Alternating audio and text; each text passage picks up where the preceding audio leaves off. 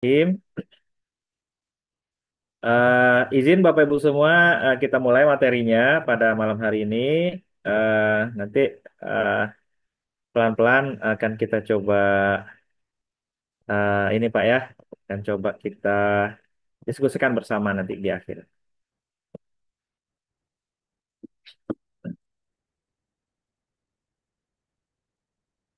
Baik, eh, temanya adalah halal haram harta. Tadi sudah kita coba sampaikan di awal, masalah halal haram ini adalah sesuatu yang sangat luas ya Bapak Ibu. Kita mencoba lebih apa ya melokalisir ya makna dari halal haram ini terhadap harta sehingga memang bisa kita pahami dengan baik. Nah, tentunya halal haram harta ini dia akan semakin challenging Bapak Ibu semua. Kenapa? Karena eh, saat ini itu instrumen keuangan tuh banyak yang baru-baru ya. Ditambah dengan serbuan dunia digital ya Bapak Ibu. Bahkan ada fintech sekarang, financial technology.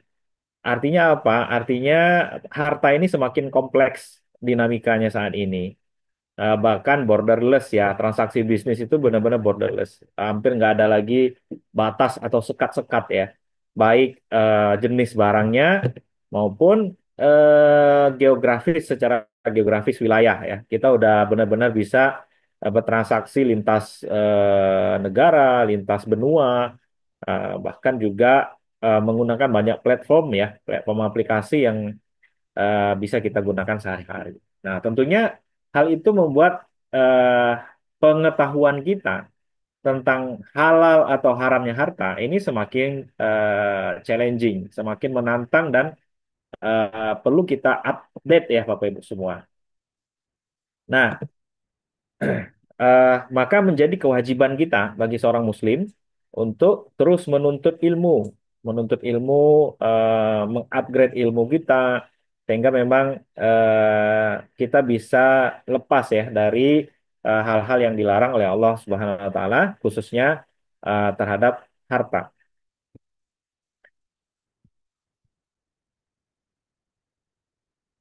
Selanjutnya adalah kita coba mendefinisikan harta ya Bapak Ibu. Definisi harta dalam agama kita.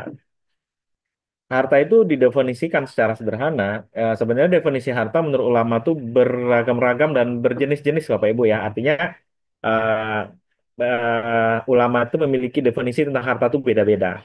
Namun substansinya sama. Nah, substansi inilah yang kita artikan sebagai segala sesuatu yang memiliki nilai ekonomi, ya, eh, dapat dimiliki dan bisa dimanfaatkan. Nah, ini kata kunci sebenarnya dari harta. Jadi sesuatu yang punya nilai Bapak Ibu ya. Kalau dalam ekonomi kita sebut nilai ekonomis atau nilai ekonomi.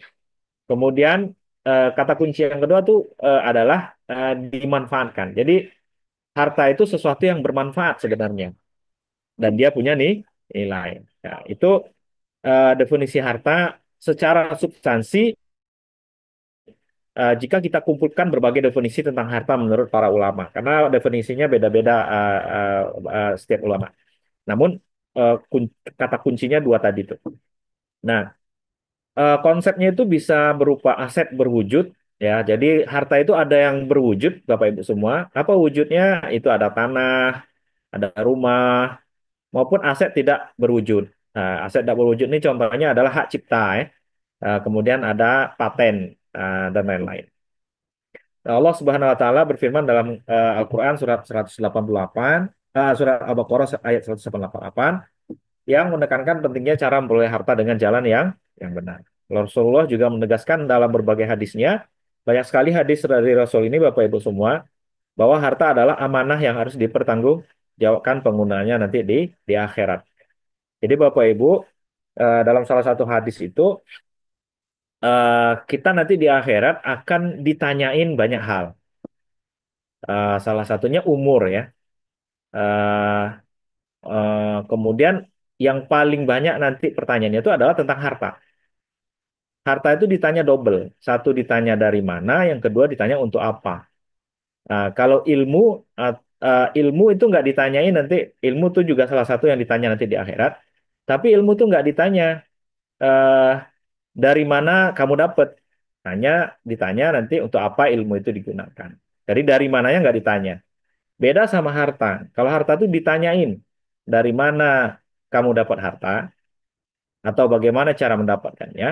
Dan yang kedua, untuk apa digunakan atau bagaimana cara menggunakan harta itu. Jadi khusus harta ini punya pertanyaan yang lebih kompleks, bukan lebih kompleks, yang lebih banyak dibanding yang lain ya. Itu di hadis Rasulullah sampaikan seperti itu. Nah, harta dalam perspektif Islam itu bukan sekedar alat untuk memenuhi kebutuhan duniawi. Nah, ini juga yang paling penting Bapak Ibu ya. Jadi harta itu tidak untuk memenuhi kebutuhan duniawi saja, tetapi juga jadi ada juganya, yaitu sarana beribadah dan mendekatkan diri kepada Allah. Jadi harta yang kita punya itu bukan hanya untuk memenuhi duniawi kita saja, namun juga membantu bagaimana kita semakin dekat dengan Allah Subhanahu wa taala. Jadi oleh karena itu Islam memberikan perhatian khusus terhadap cara memperoleh, nah ini, dan menggunakan harta. Jadi cara memperoleh dan menggunakan harta. Nah ini mungkin dalil-dalil ya Bapak Ibu ya, beberapa dalil Al-Quran tentang harta dan juga hadis. Eh, Banyak sekali sebenarnya, ini hanya beberapa saja. Ada dalam surah Al-Baqarah ayat 188, itu maknanya adalah bagaimana larangan memakan harta dengan cara yang batil. Dan di situ juga ada larangan menyuap hakim. Kemudian Al-Quran juga ada dalil surat An-Nisa ayat 29 yang itu maknanya adalah perintah mencari harta dengan jalan perniagaan yang didasari kerelaan. Antara di minkum ya, saling rela di antara kamu. Juga ada hadis riwayat Muslim, ada hadis riwayat Tirmizi. Jadi hadis riwayat Muslim ini terkenal ini hadisnya Bapak Ibu. Yang memiliki makna di antaranya adalah setiap daging yang tumbuh dari sumber yang haram, maka neraka lebih pantas baginya. Ada juga yang riwayat lain menyatakan doanya nggak akan dikabulkan ya. Orang berdoa sedangkan dia dagingnya ada yang tumbuh dari yang haram, maka doanya nggak pernah dikabulkan oleh Allah Subhanahu Wa Taala. Nah ini tentang harta haram. Kemudian juga ada hadis riwayat Tirmizi, itu tidak akan bergerak kaki seorang hamba. Nah ini yang tadi eh, kita sampaikan Bapak Ibu ya, hadis riwayat Tirmizi ini yang kita highlight tadi di awal. Jadi untuk harta itu ada dua nanti pertanyaannya. Dari mana diperoleh, kemudian kemana dibelanjakan. Jadi ada dua pertanyaan itu. Makanya Bapak Ibu semua, harta ini menjadi hal yang sangat penting ya untuk kita pahami dengan baik dan kita sikapi tentunya dengan baik. Karena kalau tidak, kita bisa terjebak ya dengan uh, fitnah harta, dengan ujian harta. Selanjutnya, nah, selanjutnya kita pindah ke itu pengantar tentang apa itu harta ya Bapak Ibu ya. Kita cukupkan bahasnya sampai di situ apa itu harta. Sekarang kita mencoba membahas tentang bagaimana harta halal dan haram itu dalam Islam. Oke, tentunya kita coba melihat apa ya, memaknai dulu apa itu halal dan apa itu haram ya, atau prinsip dasar halal dan haram. Ya, halal itu adalah segala sesuatu yang diperbolehkan oleh syariat Islam. Ya, harta halal membawa keberkahan. Ini yang pertama, Pak Ibu ya. Jadi kalau harta kita halal membawa keberkahan, memberikan manfaat dan kemaslahatan bagi pemiliknya, serta juga masyarakat yang ada di sekitarnya atau yang memanfaatkan harta tersebut. Sebaliknya, kontras dengan halal adalah harta haram atau haram. Haram adalah segala yang ini makna sederhana Bapak Ibu ya. Kalau definisi ulama tuh eh, banyak dan rigid ya. Tapi maknanya seperti ini kurang lebih. Segala yang dilarang dalam syariat Islam. Jadi haram, saya yakin semua kita sudah tahu apa itu halal, apa itu haram. Sederhananya, halal adalah segala yang diperbolehkan oleh aturan agama kita, sedangkan haram adalah segala yang dilarang oleh aturan agama kita, yaitu aturan agama Islam. Nah, apa akibat dari harta haram? Itu kalau halal tadi membawa berkah, membawa manfaat, sedangkan haram itu akan menimbulkan dosa, ya, serta merusak keberkahan hidupnya. Jadi dosa udah jelas, kemudian yang kedua hidupnya akan tidak berkah. Nah, berkah itu apa artinya Bapak Ibu? Ini tadi kita sudah sering mengutip istilah berkah ya Bapak Ibu ya. Nah, berkah itu artinya bertambah apapun itu kalau dia berkah maka akan bertambah. Apa yang bertambah? Kebaikan, Pak. Jadi sederhananya berkah itu adalah bertambahnya kebaikan. Jadi kalau kita punya harta, contohnya kita punya mobil, mobil itu dengan menggunakan mobil itu akibatnya kebaikan kita semakin banyak gara-gara kita punya mobil itu. Berarti harta yang berbentuk mobil itu sifatnya berkah. Nah, kalau dia tidak berkah, kita pakai mobil itu justru dengan mobil itu membuat kita semakin banyak melakukan dosa. Bukan justru semakin membuat kita lebih baik. Nah, berarti harta mobil itu tidak berkah. Jadi berkah itu tidak hanya dimaknai bertambah banyak rezeki gitu Pak ya. Ada rezeki dalam bentuk harta juga enggak. Tidak hanya itu maksudnya. Tetapi makna daripada berkah itu adalah bertambahnya kebaikan akibat kita memiliki harta tersebut. Nah, itu namanya berkah. Selanjutnya, dalam hadis riwayat Muslim, Rasulullah bersabda, Allah itu baik dan hanya menerima yang baik. Jadi hadis ini menegaskan bahwa Allah Subhanahu wa taala itu hanya menerima harta yang baik atau yang halal dan diperoleh dengan cara yang baik pula sebagai landasan dalam bermuah bermuamalah. Maka dalam konteks hadis ini, seseorang yang bersedekah dengan harta hasil korupsi itu udah dipastikan nggak diterima oleh Allah. Karena Allah hanya menerima yang baik dari sumber yang baik dengan cara yang baik. Jadi eh, koruptor membangun masjid, maka itu tidak bisa diterima sebagai amal soleh oleh Allah Subhanahu wa taala. Karena sumbernya adalah hasil korupsi. Walaupun yang dibangun adalah masjid. Ya. Jadi itu implikasi daripada hadis riwayat Muslim ini, Bapak Ibu semua. Jadi yang baik-baik itu harta-harta yang baik itu pada akhirnya akan menghantarkan kita kepada keberkahan. Apa itu keberkahan? Bertambah banyaknya kebaikan yang akan kita lakukan atau yang dilakukan akibat dari harta yang kita miliki. Ya, itu namanya berkah apa itu. Nah, sekarang kita bahas apa itu harta halal Bapak Ibu ya. Jadi secara sederhana kriteria harta halal itu setidaknya ada tiga ini. Sumber yang diperbolehkan atau dalam hal ini adalah halal zatnya, Bapak Ibu ya. Apa itu halal zatnya? Halal zatnya adalah harta yang berasal dari sumber atau zat yang diperbolehkan oleh syariat Islam. Nah, zat ini nanti akan kita coba jelaskan Bapak Ibu ya. Ini contohnya sederhana apa yang dilarang oleh Al-Quran dan jumlahnya sangat terbatas. Contohnya apa? Memakan darah, bangkai, babi, kemudian menyembelih bukan atas nama Allah. Nah, itu berarti zat-zatnya itu haram Bapak Ibu. Jadi babi itu memiliki eh, apa ya? Memiliki zat yang memang secara hukum sudah Allah haramkan. Zatnya babi itu. Nah, jadi mau kita rasionalisasikan juga ya silahkan, tapi rasionalisasi itu tidak memastikan kalau itu haram gitu ya. Eh, di atas itu semua sebenarnya keharaman babi itu memang sudah secara zat diharamkan oleh Allah Subhanahu wa taala. Nah, berarti selain yang tidak diharamkan oleh Allah di dalam Al-Qur'an, maka zatnya adalah halal ya. Contohnya apa? Contohnya daging ayam. Berarti dia halal. Ya, secara zat. Atau ikan. Maka dia halal zatnya. Nah, itu kriteria yang pertama, Pak itu. Selama tidak diharamkan zat itu di dalam Al-Quran, berarti zatnya halal. Bapak Ibu ya.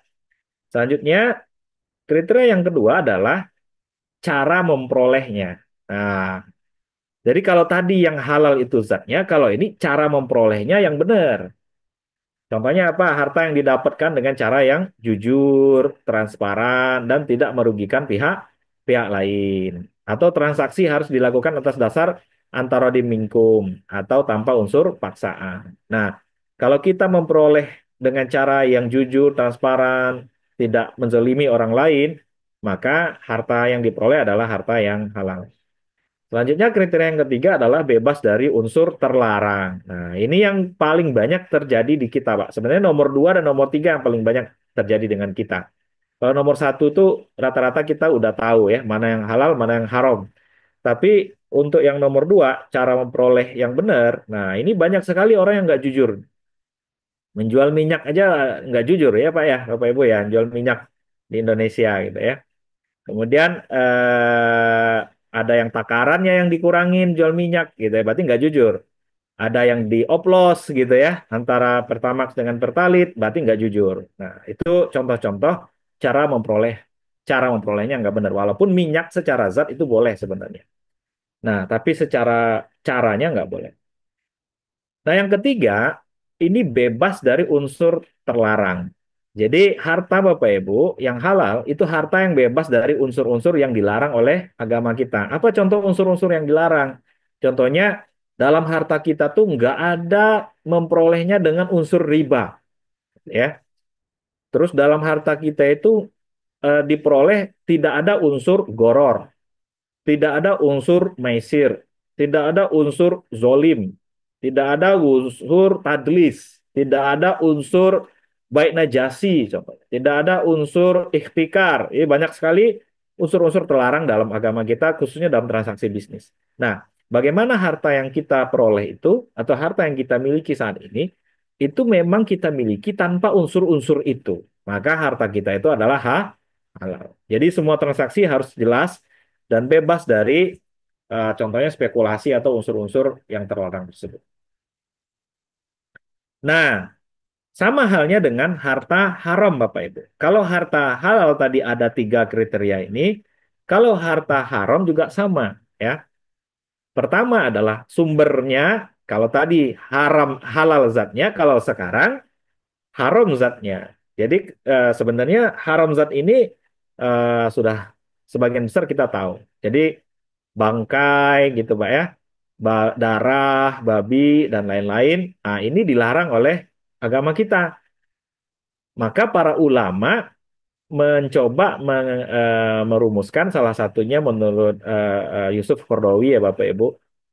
Jadi babi itu haram dimakan. Pertanyaan selanjutnya adalah kalau jualan babi gitu ya, boleh apa enggak gitu ya. Walaupun enggak kita makan gitu ya Bapak Ibu. Nah, menurut para ulama, menjual sesuatu yang haram hukumnya sama, ya hukumnya haram juga. Jadi nggak boleh berjualan babi Bapak Ibu ya, eh, atau sesuatu zat-zat yang dilarang oleh oleh Allah Subhanahu Wa Taala. Jadi ini yang pertama. Jadi haram zatnya. Yang kedua, cara perolehannya yang dilarang. Nah ini sama kayak tadi. Contohnya melalui penipuan, melalui perjudian, suap menyuap, atau mencuri, riba, goror, dan lain-lain. Nah, jadi kalau kita memperoleh harta kita dengan cara menipu, maka itu juga masuk dalam kategori haram. Kita memperoleh harta kita dengan cara berjudi, juga haram. Suap menyuap, nyogok, juga haram. Melakukan pencurian, itu juga haram. Riba, goror, dan lain-lain. Oke. Yang ketiga, kriterianya adalah batil.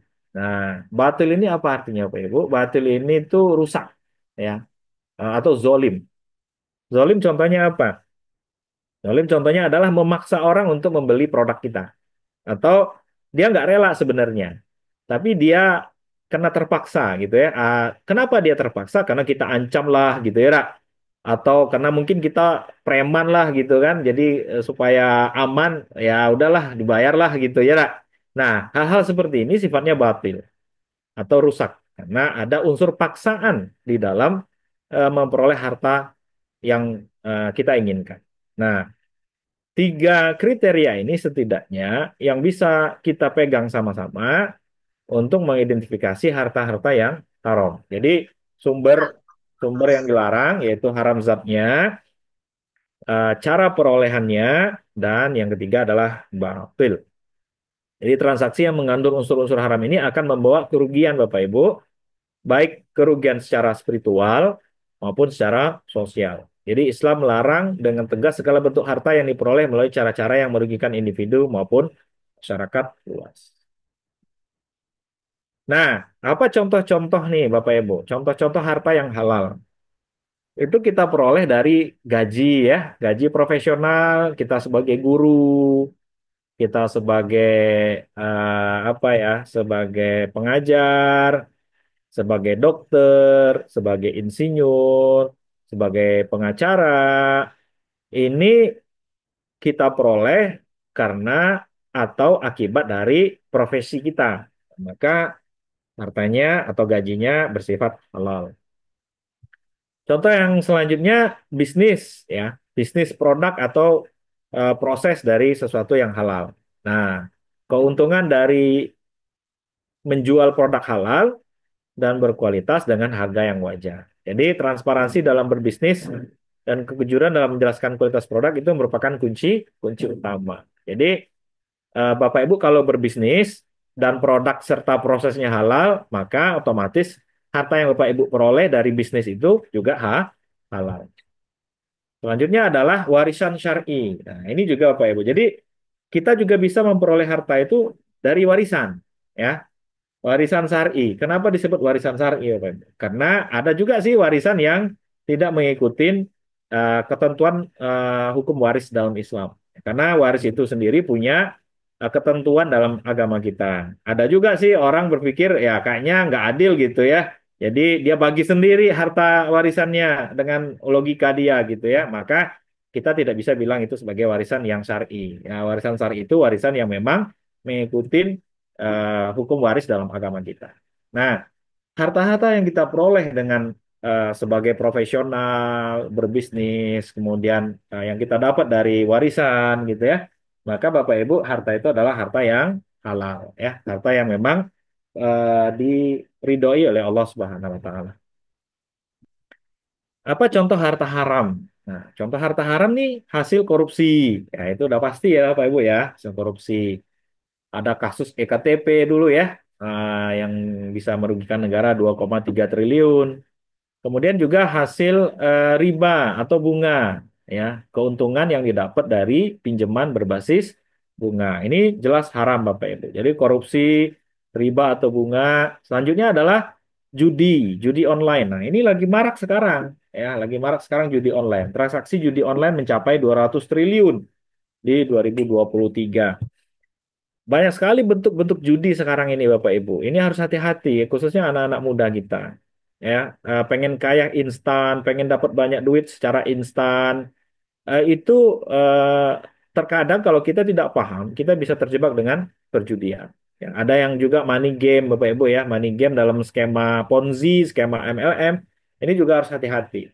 Ada yang memang judi betulan gitu ya, cuman sifatnya online. Nah, ini harus hati-hati. Karena memang harta yang diperoleh dari judi itu adalah harta yang tidak dibenarkan oleh agama kita atau harta haram. Selanjutnya adalah contohnya adalah penipuan. Nah, ini investasi bodong atau skema Ponzi ya. Skema Ponzi juga bisa terkategori penipuan, bisa juga terkategori judi. Jadi penipuan ini juga banyak sekali. Bapak, Ibu harus hati-hati nih supaya kita berbisnis tidak menipu orang lain, gitu ya. Sehingga memang harta yang kita dapat adalah harta yang halal, bukan harta yang haram. Nah, kasus-kasus di atas itu menunjukkan betapa besarnya nilai harta haram yang beredar di masyarakat saat ini, Bapak Ibu. Jadi judi online tuh 200-an triliun gitu ya, Bapak Ibu ya. Kemudian juga ada korupsi, dana-dana korupsi dan lain-lain dan lain-lain. Nah, jadi jumlahnya sangat banyak sekarang beredar di masyarakat. Nah, hal ini tidak hanya merugikan secara ekonomi, tapi juga merusak tatanan sosial dan spiritual masyarakat. Jadi Islam dengan tegas melarang perolehan harta melalui cara-cara tersebut. Nah, sehingga saking banyaknya persoalan harta-harta ini di dunia yang kita temui saat ini, Bapak Ibu ya, maka kita harus hati-hati, harus tahu kaidah dalam agama kita. Jadi untuk urusan muamalah, untuk urusan harta, ada satu kaidah yang sangat terkenal Bapak Ibu ya. Al aslu fil muamalah al ibahah. Jadi pada dasarnya semua aktivitas muamalah itu adalah boleh. Ya, ini kaidah Bapak Ibu ya, bukan Quran ataupun bukan hadis, tapi ini kaidah usul fik namanya. Kaidah usul fik. Nah, kecuali ada dalil yang melarangnya. Jadi Bapak Ibu, di dalam bisnis, dalam ekonomi, itu para ulama sepakat atau membuat kaidah ini semuanya boleh. Nah, semuanya boleh, Pak. Jadi kalau Bapak Ibu melihat ada bisnis baru nih, bisnis model baru gitu ya, maka prinsip dasarnya adalah itu boleh ya. Sampai nanti kita ketemu ada dalil yang mengatakan itu dilarang gitu ya Pak Ibu ya. Jadi untuk berbisnis itu nggak butuh perintah ya, nggak butuh perintah harus dilakukan gitu ya. Contohnya Islam memerintahkan kamu boleh melakukan bisnis A, boleh melakukan bisnis B, boleh melakukan bisnis C, enggak. Tapi sederhananya kamu boleh melakukan bisnis apa saja. Silahkan.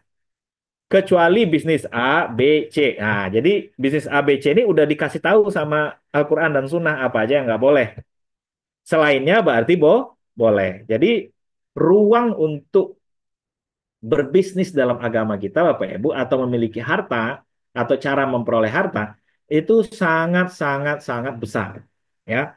Jadi Islam mendorong kita untuk berbisnis, melakukan inovasi, mencari harta, mengumpulkan harta, memenuhi kebutuhan hidup kita itu dengan cara yang inovatif dan kreatif. Karena secara kaidah usul fik itu didorong bahwasanya untuk urusan muamalah apapun itu boleh kecuali ada dalil yang melarang.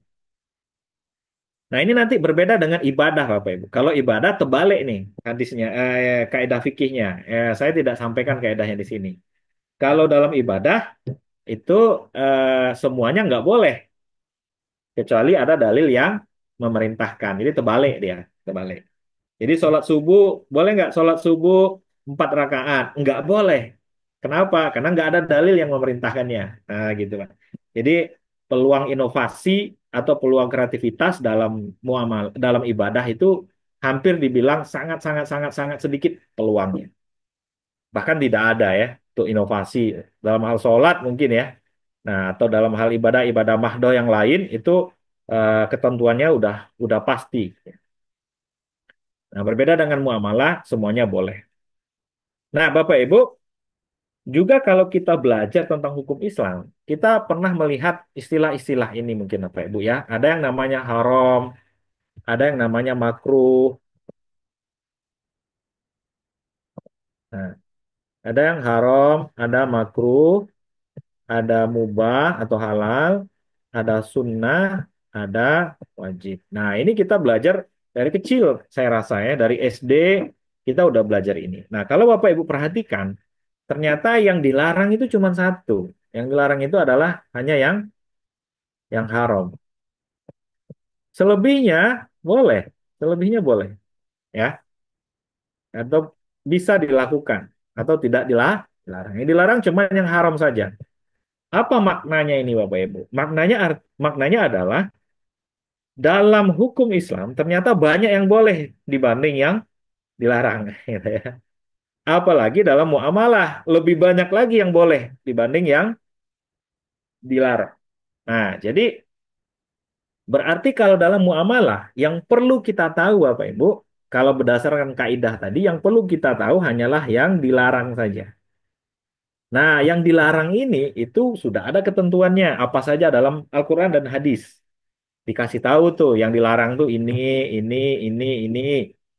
Nah, kalau nggak dilarang padahal dia baru, maka itu boleh dilakukan. Prinsipnya boleh, prinsipnya silakan. Sampai nanti ada dalil yang melarang. Nah, itu kaidah sederhana Bapak Ibu ya, mudah-mudahan bisa dipahami.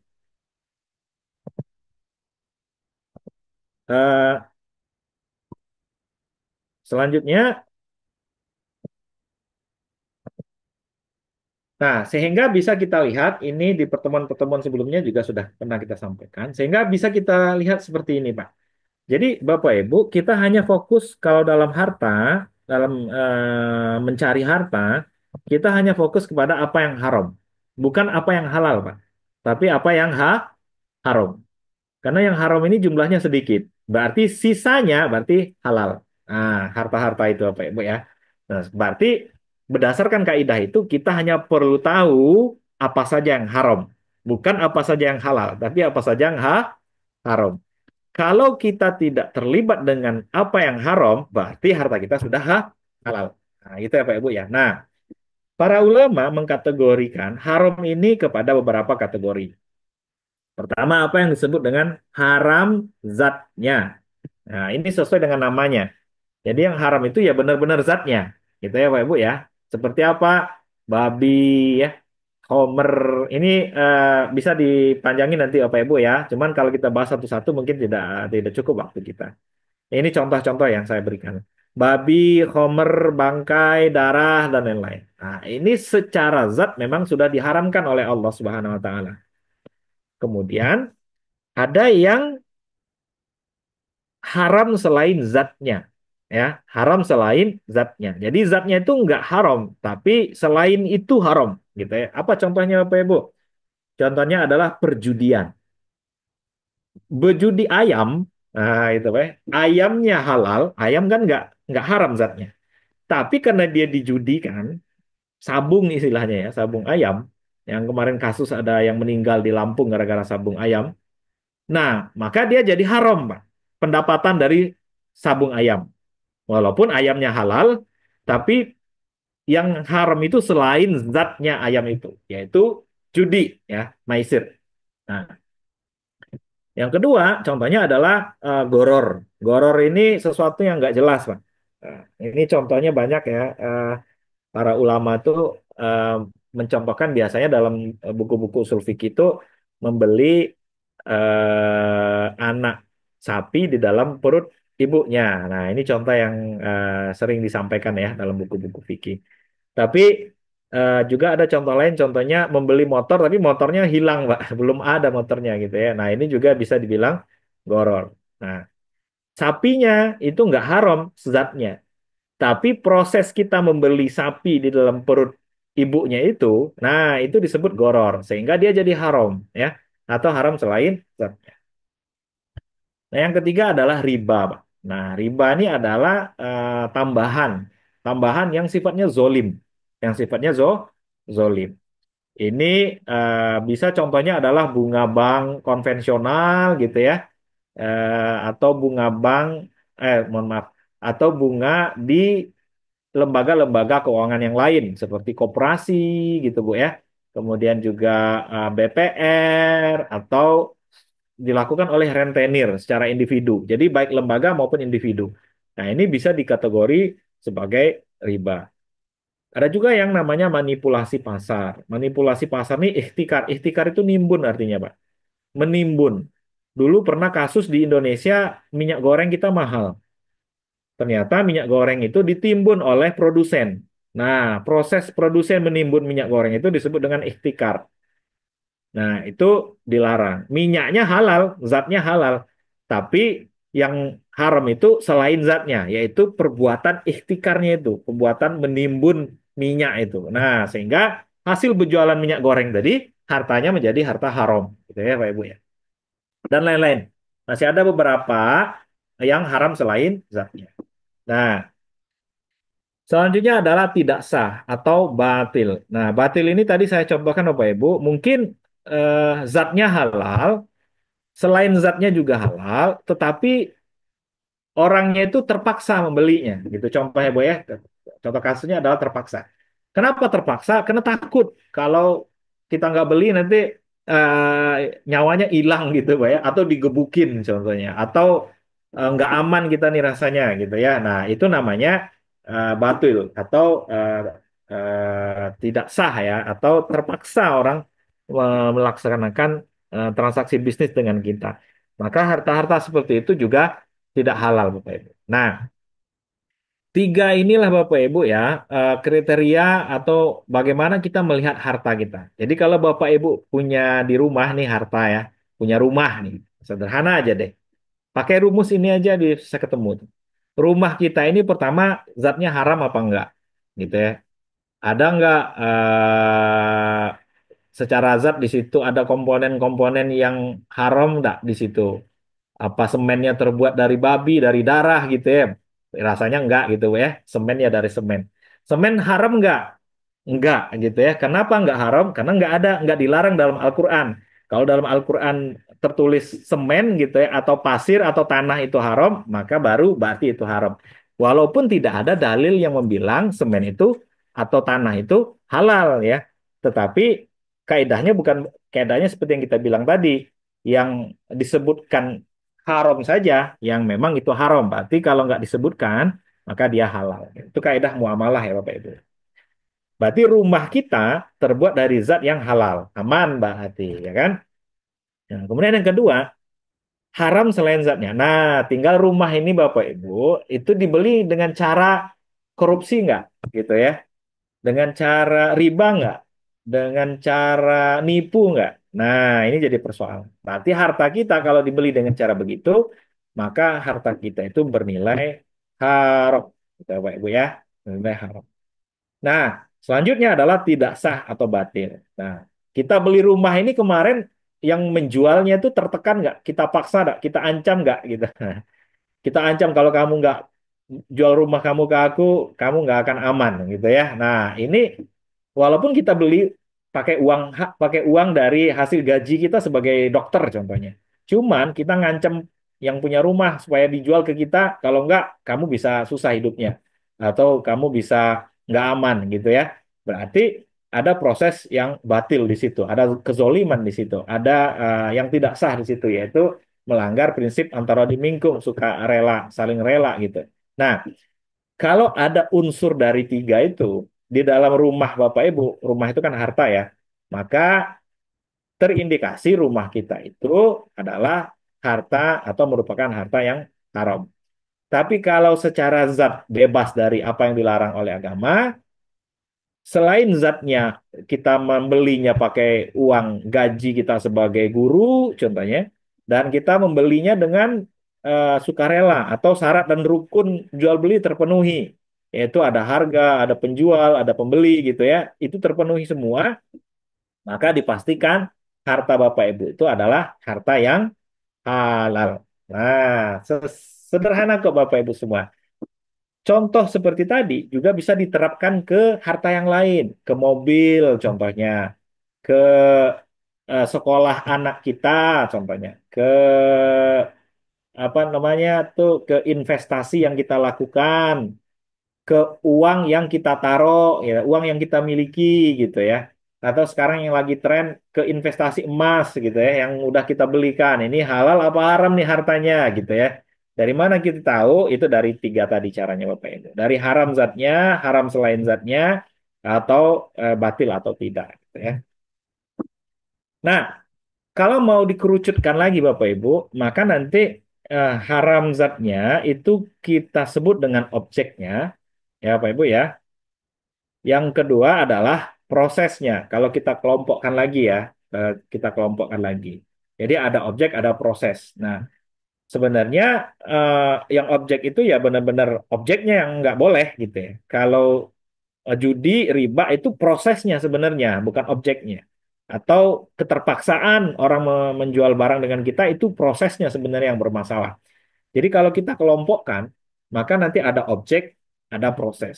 Jadi dua ini menjadi alat ukur kita, Pak, untuk melihat harta kita ini halal apa haram, gitu ya, Bapak Ibu ya, halal apa haram.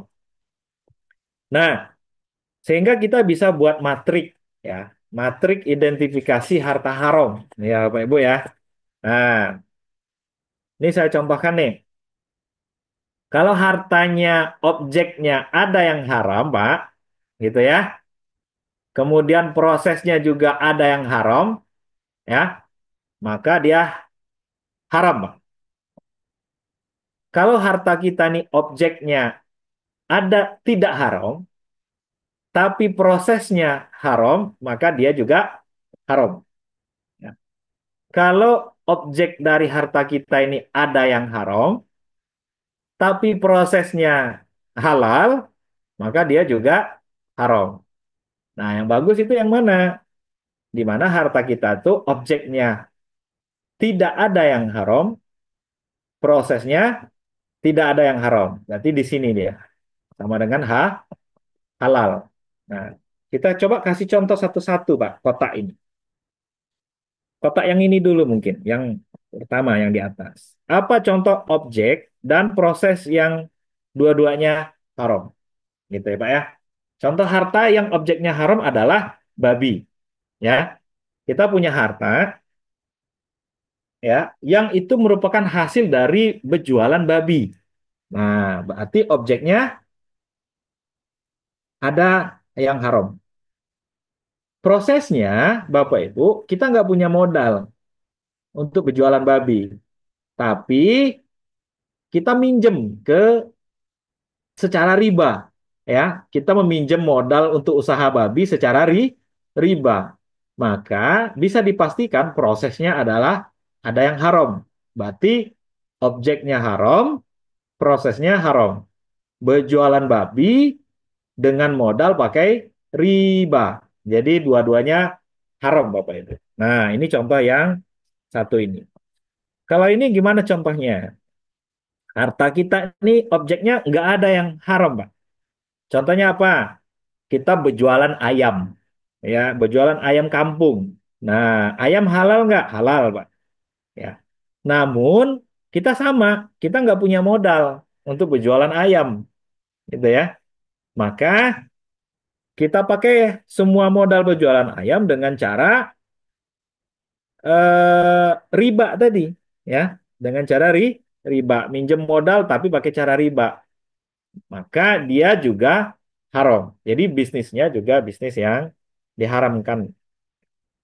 Atau kita menipu orang ya untuk mendapatkan bisnis ayam tadi. Nah, maka hasilnya juga harta kita adalah harta yang haram.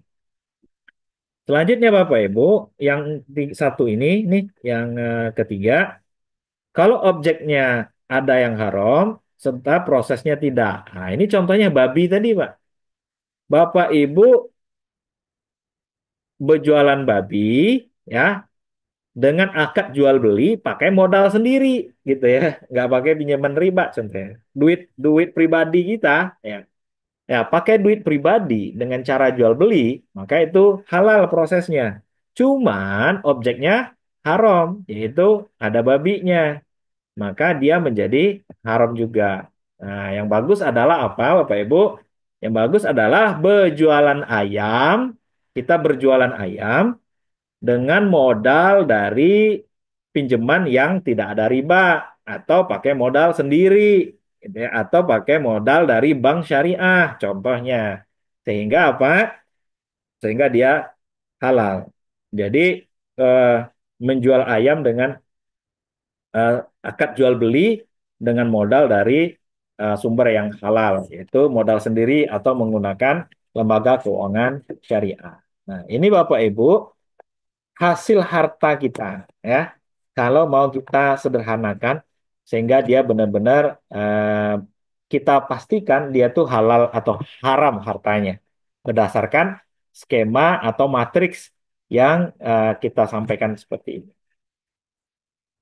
Nah, apa dampak kita mengkonsumsi harta haram, Bapak Ibu? Ya. Ini dampak-dampaknya, ya. Pertama pastinya adalah dampak spiritual. Hati bisa menjadi keras, ya. Tidak peka terhadap nilai-nilai kebaikan.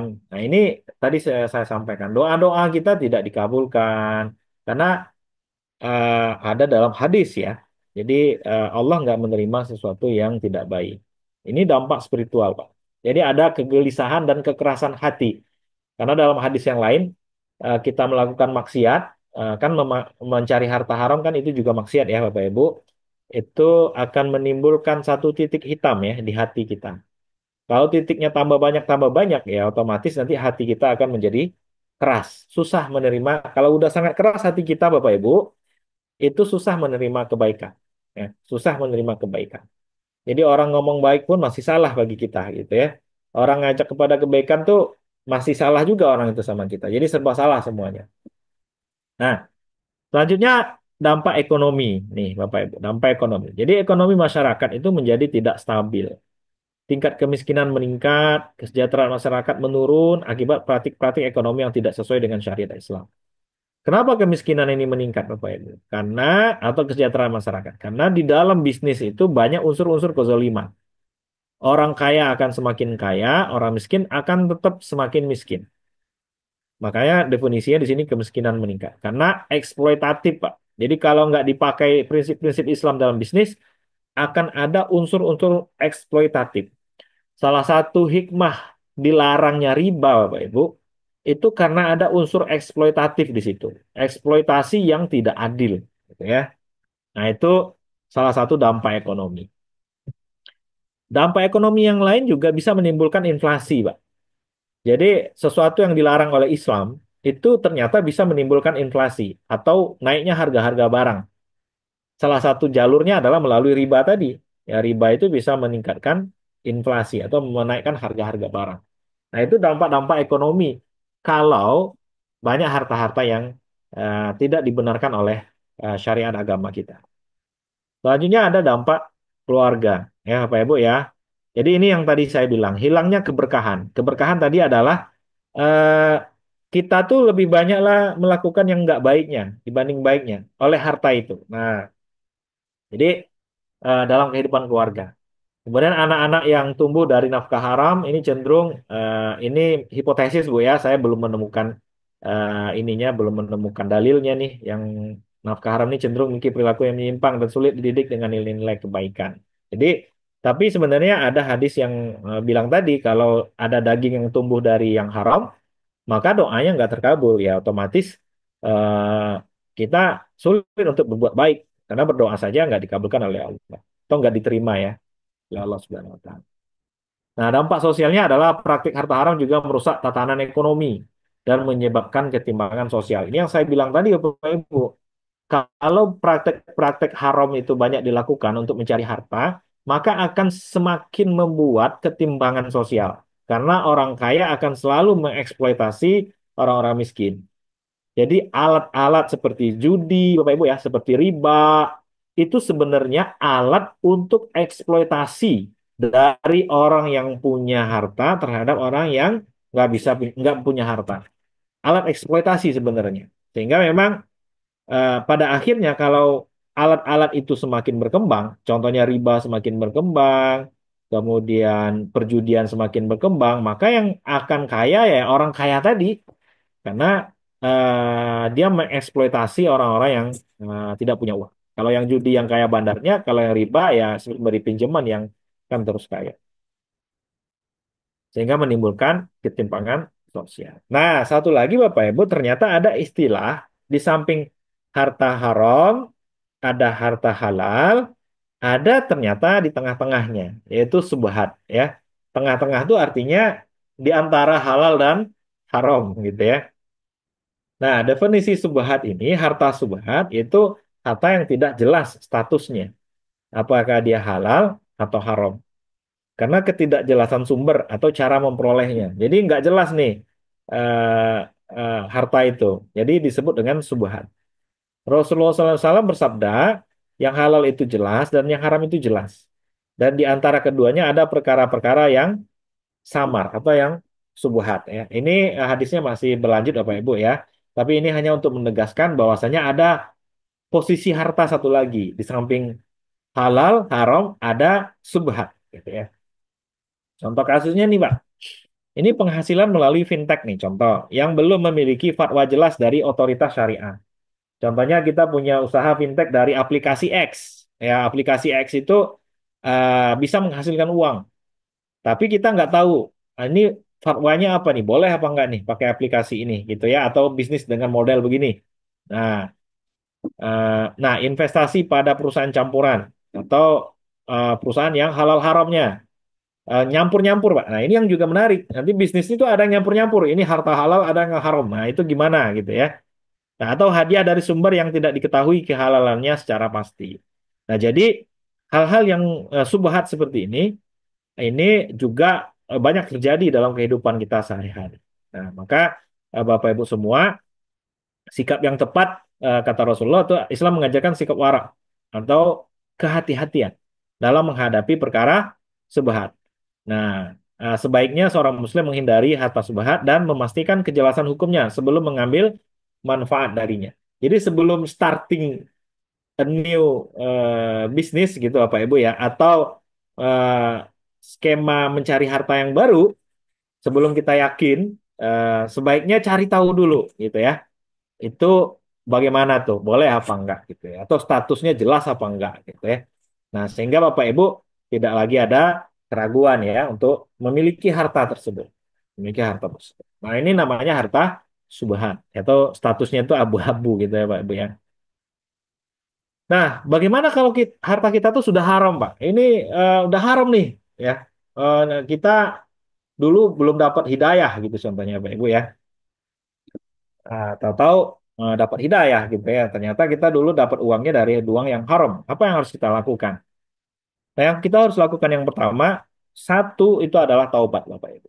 Jadi banyak-banyak taubat sama Allah. Ini yang pertama yang harus kita lakukan. Menyesal, jadi dalam hati kita tuh benar-benar menyesal. Jadi taubat yang pertama itu adalah penyesalan. Jadi menyesal kita melakukan itu. Kemudian diikutin dengan banyak-banyak beristighfar. Nanti ada ibadah sholat taubat, sunnah taubat.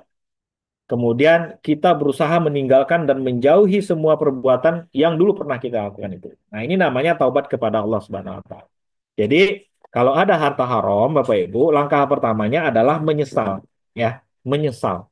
Kalau belum ada penyesalan dalam hati kita, berarti taubat kita atau kesungguhan kita untuk meninggalkan harta haram itu masih belum sempurna, ya, masih belum sempurna. Kemudian yang kedua, apa yang harus dilakukan? Setelah kita bertaubat kepada Allah, menyesali apa yang sudah kita lakukan, gitu ya, kita kembalikan kepada yang berhak.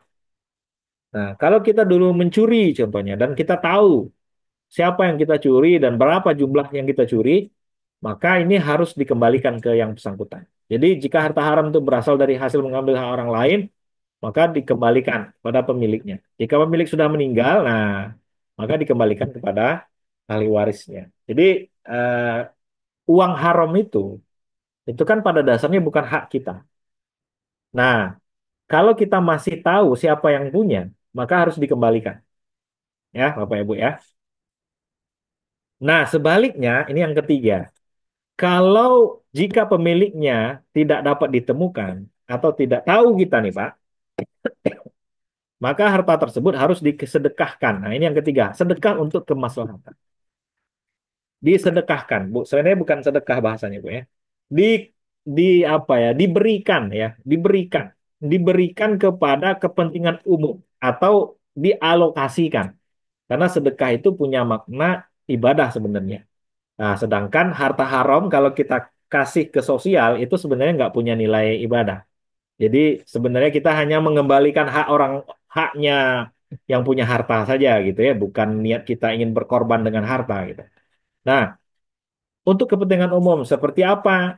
Membangun fasilitas publik. Jadi kalau bapak-bapak nih punya harta hasil yang haram, itu kalau kita nggak tahu mau mengembalikannya kepada siapa, karena ini duit pungli-pungli gitu ya, udah banyak banget orangnya sehingga kita nggak tahu, maka itu dikembalikan ke sosial dalam bentuk pembangunan fasilitas publik. Jadi uangnya bisa untuk membangun menutupin lubang-lubang yang ada di jalan gitu. Jadi dibeliin semen, dibeliin kerikil, dibeliin pasir, terus ditutup tuh jalan-jalan lubang, jalan-jalan yang banyak dilewatin orang gitu. Atau ada jembatan yang sudah mau rusak, dibenerin. Nah, itu boleh pakai uang itu, Bapak Ibu. Pakai uang haram. Atau juga ada untuk bantuan pendidikan, contohnya bangunan sekolah gitu ya, atau bangunan tempat kesehatan, rumah sakit ya, atau pos ronda gitu ya. Di lingkungan RT kita tuh belum ada poskonya, pos rondanya, bisa dialokasikan ke situ. Uang-uang yang atau harta-harta yang gak jelas tadi ya, Pak. Selanjutnya menjalani hidup baru. Jadi dimulai dengan semangat hidup baru. Ya. Jadi setelah proses dibersihkan tuh hartanya, jadi individu harus berkomitmen untuk hidup dengan harta yang halal dan menghindari semua bentuk penghasilan yang diragukan kehalalannya. Nah, ini sekedar pengetahuan saja Bapak Ibu ya.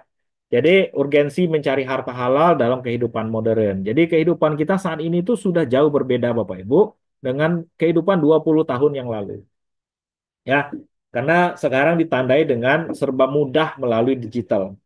Bisnis digital, transaksi digital, beli makanan digital gitu ya, dan lain-lain dan lain-lain. Jadi perkembangan bisnis online, cryptocurrency, fintech ini menciptakan kompleksitas baru dalam menentukan status halal haramnya. Jadi akan semakin banyak pengetahuan kita dituntut untuk memahami model-model bisnis yang zaman sekarang. Ya, sehingga apa? Sehingga transaksi digital yang lintas batas itu dan sangat privacy itu membuat pengawasan terhadap transaksi atau kepemilikan harta itu semakin sulit. Nah, Bapak Ibu juga perlu tahu di Indonesia ada pertumbuhan ekonomi syariah. Jadi ada ekonomi syariah di Indonesia ini Bapak Ibu. Banyak sekali komunitas-komunitasnya. Ada namanya masyarakat ekonomi syariah, ada namanya KNEKS, Komite Nasional Ekonomi dan Keuangan Syariah. Nah, ini semua adalah komunitas-komunitas ekonomi syariah. Nah, berdasarkan data OJK di tahun 2023, ini menunjukkan pasar modal syariah tumbuh 11%. Jadi, ada pasar modal syariah sekarang. Ini mencerminkan meningkatnya kesadaran masyarakat untuk berinvestasi secara halal. Jadi, tren gaya hidup halal ini sudah menjadi apa ya Bapak Ibu ya sudah menjadi sebagian lifestyle-nya umat Islam saat ini di Indonesia. Jadi jangan sampai kita ketinggalan untuk gaya hidup halal. Nah, kebutuhan filter halal. Jadi karena udah terus tumbuh, maka penting untuk memiliki filter halal dalam setiap keputusan finansial di era digital untuk memastikan keberkahan rezeki dan keselamatan di akhir. Jadi filter halal ini Bapak Ibu itu dimulai dari pengetahuan atau ilmu yang kita miliki tadi terhadap kriteria harta haram itu seperti apa gitu ya. Jadi Bapak Ibu kalau ingat kriteria harta haram, insya Allah sedikit banyaknya punya basic yang memadai atau setidaknya untuk diri sendiri kita, kita bisa bedain ini haram, ini enggak gitu ya dengan kriteria-kriteria yang kita buat tadi. Nah, eh, untuk harta-harta yang eh, halal Bapak Ibu itu ada lembaga namanya Lembaga Pengawas Syariah. Ini bagi Bapak Ibu yang belum kenal ya. Jadi seperti MUI, MUI itu ada namanya lembaga Dewan Syariah Nasional, ya DSN MUI itu Bapak Ibu ya, atau OJK. Ini bukan OJK Syariah, maksudnya di dalam OJK itu ada unit atau divisi khusus yang mengawasin syariah, atau juga BPJPH. Ini yang menjamin produk-produk produk halal. Nah, fungsi-fungsi organisasi-organisasi ini itu mengawasin, mengeluarkan fatwa dan mensertifikasi semua harta-harta atau usaha yang halal atau tidak halal. Gitu ya, Bapak Ibu. Nah, jadi ini bisa jadi pengetahuan kita. Oh, ternyata di Indonesia ada BPJPH, ada DSN MUI, ada OJK gitu ya. Nanti di Bank Sentral Indonesia itu juga ada divisi syariahnya. Sehingga semua transaksi-transaksi sebagian transaksi yang formal sifatnya bukan yang informal apa Ibu, yang formal yang terdaftar itu bisa diawasin oleh mereka-mereka ini kehalalannya. Nah, data terbaru dari BPJPH itu menunjukkan bahwa tahun 2002 sampai dengan 2024 terdapat 13.000 ya usaha yang sudah tersertifikasi halal. Jadi angka ini terus meningkat seiring dengan kesadaran masyarakat dan dunia usaha tentang pentingnya jaminan halal dalam setiap produk dan nah, jadi ini praktik nyata nyata atau di kehidupan nyata dengan harta yang halal Bapak Ibu ya. Jadi pertumbuhan UKM halal ya. Kemudian tingkat kepuasan, ada kesadaran konsumen. Jadi UMKM yang membranding dengan halal ini menurut research itu mengalami peningkatan omset ya. Kemudian juga tingkat kepuasan pengusaha Muslim yang merasa lebih tenang ya dan puas setelah menerapkan prinsip halal dalam bisnisnya. Jadi kalau Bapak Ibu ada yang pengusaha di sini, itu kalau kita berusaha dengan sesuai ajaran agama kita, itu udah dipastikan Bu lebih tenang dan lebih ada kenyamanan gitu ya menjalani hidup. Gitu. Tapi kalau bisnisnya dilarang agama, itu pasti kita bawaannya risau aja gitu. Nah, satu lagi yang menarik adalah kesadaran konsumen. Jadi sekarang sudah ada halal awareness, jadi kesadaran halal ya, kesadaran halal konsumen Muslim yang selalu memeriksa status halal produk sebelum melakukan pembelian. Jadi eh, kesadaran hidup halal ini juga sudah menjadi apa ya topik yang sudah banyak diikutin oleh Muslim-Muslim yang ada di Indonesia. Jadi banyak pengusaha Muslim yang berhasil mengembangkan bisnis halal mereka dan merasakan keberkahan. Ya, mereka melaporkan rezeki yang lebih lancar, customer yang loyal, serta ketenangan batin ya Bapak Ibu ya, yang tidak bisa dinilai dengan materi. Jadi kesimpulan dan seruan kita untuk beramal ya harta yang halal. Pertama Bapak Ibu, harta halal itu sebagai kunci hidup berkah. Jadi memilih harta yang halal adalah langkah yang paling mendasar untuk mendapatkan kehidupan yang berkah. Kehidupan yang berkah dan keselamatan di dunia dan akhirat. Keberkahan harta halal akan tercermin dalam ketenangan hidup, ya, kemudian juga keharmonisan keluarga, dan juga kemudahan dalam beribadah. Sehingga semakin banyak kebaikan-kebaikan yang bisa kita buat. Selanjutnya adalah prioritaskan nilai-nilai Islam. Jadi Bapak Ibu, mulai sekarang prioritaskan setiap keputusan yang kita ambil untuk memiliki harta, ya, itu pertimbangan utama kita adalah nilai-nilai Islam. Jadi kalau mau beli mobil, pertimbangkan nilai-nilai Islam. Kalau mau beli rumah, pertimbangkan nilai-nilai Islam. Kalau mau berbisnis, membuka usaha, pertimbangkan nilai-nilai Islam. Itu harus prioritas pertama kita. Supaya dapat keberkahan tadi dalam setiap aktivitas ekonomi. Nah, prioritas. Selanjutnya adalah kita membangun ekosistem ekonomi yang halal. Jadi Bapak Ibu, sekarang lagi tren juga sebenarnya ekosistem ekonomi, gitu ya. Ekosistem ekonomi. Jadi dari hulu ke hilir itu kalau bisa kita hidup dengan harta-harta yang halal atau produk-produk yang halal. Dari bangun tidur, kita gosok gigi, terus pakai sabun, terus pakai harta-harta kita yang lain, itu kalau bisa semuanya merupakan ekosistem dari produk-produk atau harta-harta yang halal. Jadi jangan sampai yang halal hanya sajadah kita saja gitu. Yang lainnya subhat contohnya kan. Yang halal hanya HP kita saja, tapi yang lainnya subhat. Jangan sampai. Karena kita dituntun untuk memiliki ekosistem ekonomi secara halal. Jadi kemanapun kita pergi, ketemunya yang halal-halal gitu ya. Ke kantor halal, ke masjid halal, rumah halal, ke tempat tongkrongan juga halal gitu ya. Makan ayam fried chicken juga halal gitu. Makan pizza juga yang halal. Nah, proses itulah yang kita inginkan sebenarnya tercipta dalam lifestyle hidup kita atau gaya hidup kita. Sehingga memang hari ke hari hidup kita itu ada dalam naungan kasih sayang serta keberkahan yang Allah berikan kepada kita. Sehingga kita menjadi hamba-hamba Allah yang bertakwa kepadanya. Itu saja mungkin Bapak Ibu ya sebagai dasar bagi kita. Tadi saya sampaikan untuk membahas halal haram harta itu sangat luas sekali, tidak sih bisa sempat hanya dalam waktu singkat ini. Tapi setidaknya Bapak Ibu sudah mengetahui ya prinsip-prinsip yang bisa kita pakai untuk menilai harta ini halal atau haram ya atau subhat gitu ya Bapak Ibu ya. Nah, itu saja. Eh, Demikian, terima kasih. Saya kembalikan ke moderator. Alhamdulillah.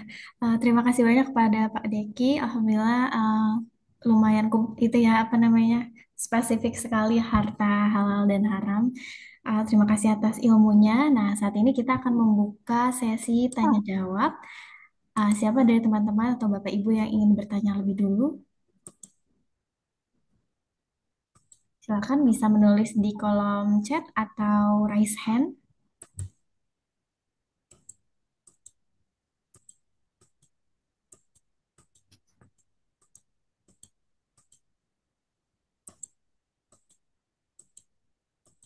Ayo teman-teman, apa mungkin sudah paham atau gimana nih? Oke, ada yang bertanya ya. Dari Kak Aulia Rahman, eh, dari Banjarmasin, bagaimana kita menyikapi penggunaan harta yang di masa sekarang orang-orang di sekitar kita menganggap harta sebagai status sosial serta hedonisme. Permisalkan, rela mengeluarkan harta untuk menyewa dan membeli benda-benda seperti alat elektronik dan kendaraan di luar kemampuan untuk ajang adu sosial. Bagaimana cara menyikapinya, Pak? Mau langsung dijawab atau Iya, Pak, boleh. ikutin dulu, Mbak Tika? Iya, Pak. Silakan Langsung ya? boleh. Ya, Oke. Baik, Bapak Ibu. Sekarang memang kita kenal dengan istilah namanya flexing ya, Bapak Ibu ya, flexing. Jadi bergaya supaya orang terkesan dengan kita, gitu ya. Bapak Ibu kalau buka surat Al-Qasas ya, ayat kalau tidak salah ayat 79, itu tentang Korun, Pak. Korun itu salah satu tokoh yang di dalam Al-Quran sebagai simbol orang kaya. Nah, jadi kalau Fir'aun itu simbol orang yang berkuasa, kalau Korun itu simbol orang yang kaya. Nah, Korun ini itu juga melakukan flexing dulunya. Ya, di dalam Al-Quran itu sudah ada flexing, Bapak Ibu, yang dilakukan oleh Korun. Nah, sehingga akibat flexingnya Korun ini, Bapak Ibu tahu akibatnya apa? Dia tuh sengaja flexing. Saya ini sukses, saya ini udah kaya, saya ini berhasil gitu ya. Saya ini keren banget lah pokoknya. Ternyata efektif, Pak. Orang-orang berpikir akhirnya, cobalah itu dalam bahasa Al-Quran. Dalam surah Al-Qasas ayat 9 itu kalau tidak salah. Eh, Cobalah dalam bahasa Al-Quran itu bilang gini, cobalah kalau kita ini seperti suksesnya seperti Korun. Ya kan? Ah, kata Allah, siapa orang-orang yang berpikir begitu? Orang-orang yang berpikir begitu adalah orang-orang yang mementingkan kehidupan dunia. Nah, tapi orang-orang yang mementingkan kehidupan akhirat, maka bagi dia yang penting adalah amal soleh. Atau beramal dan beriman kepada Allah. Nah, Bapak Ibu semua, saat ini kehidupan sosial kita, Pak, yang penting bagi orang itu memang sukses secara harta. Maka pekerjaan-pekerjaan yang prestisius itu udah dianggap sukses. Kerja di mana? BUMN gitu ya, Dak. Di PNS gitu ya. Tapi kalau guru ngaji, wah itu nggak prestisius, Pak. Nggak sukses, belum sukses. Nah, ini terjadi. Jadi apa yang terjadi di Korun dulu, itu sebenarnya masih ada, Pak, di kita. Dan memang itulah keajaiban Al-Quran, Pak. Dia tuh selalu sesuai dengan zaman di mana orang itu hidup gitu ya. Nah, lantas apa yang harus kita lakukan, Pak? Yang kita lakukan sesuai dengan Al-Quran tadi. Kita harus menganggap kesuksesan harta itu, baik dengan segala embel-embelnya, ya di mana dia kerja apa semacam, itu nggak bisa sepenuhnya kita anggap itu kesuksesan mutlak atau kesuksesan hakiki. Karena kesuksesan hakiki itu sebenarnya ada pada orang-orang yang beriman dan beramal soleh, serta mementingkan kehidupan akhirat. Nah, ini yang harus kita bangun, Pak, dalam cara pandang hidup kita. Jadi, walaupun ada goda-godaan gitu ya, biasanya orang tua tuh begitu, ngelihat anaknya belum dapat pekerjaan yang mentereng, ya belum sukses gitu ya. Kita orang tua nih, kalau ada bapak-bapak, ibu-ibu yang orang tua di sini, kita harus apa ya, harus harus adil dengan anak-anak kita melihat kesuksesan mereka. Pakailah kesuksesan itu dalam perspektif Al-Quran tadi. Sebagaimana Korun memflexing diri dengan harta sebagai orang sukses, dibantah langsung oleh Al-Quran. Kesuksesan itu bukan itu. Nah, itu yang pertama, Pak. Jadi, membangun visi kehidupan kita tentang kesuksesan itu bukanlah sebagaimana Korun sukses secara harta. Tapi selain itu yang tadi saya sampaikan di awal. Nah, Kemudian yang kedua, orang-orang yang melakukan flexing tapi kebutuhan yang nggak terpenuhin dengan baik. Nah, itu nggak dibolehkan dalam agama kita, Pak. Karena dalam Islam tuh ada level kebutuhan, Pak. Eh, kalau dalam bahasa Arabnya namanya daruriyat, hajiyat, tahsiniyat. Itu kalau kita sederhanakan ke dalam pelajaran kita dulu namanya ada kebutuhan primer, kebutuhan sekunder, kebutuhan tersier. Nah, dalam Islam, itu yang wajib kita penuhin dulu untuk kehidupan kita tuh bukan flexing, bukan sukses semu, tapi memenuhi kebutuhan primer dulu atau kebutuhan daruriat.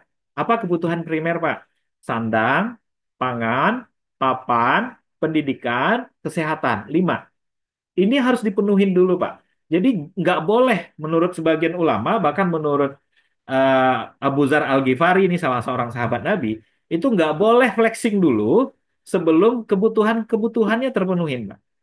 Bahkan menurut Abu Zar Al-Ghifari, bukan hanya kebutuhan dia, kebutuhan tetangga-tetangganya. Kalau yang kebutuhan primernya ada tetangganya yang belum sekolah, contohnya, atau ada yang sakit nggak mampu beli obat, maka menurut Abu Zar Al-Ghifari, hukumnya haram orang itu untuk flexing ke level selanjutnya, yaitu level tersier. Contohnya, pergi pergi liburan ke luar negeri, atau membeli mobil yang ketiga, yang jenis terbaru, gitu, Pak. Nah, hal-hal seperti itu sebagian ulama melarang.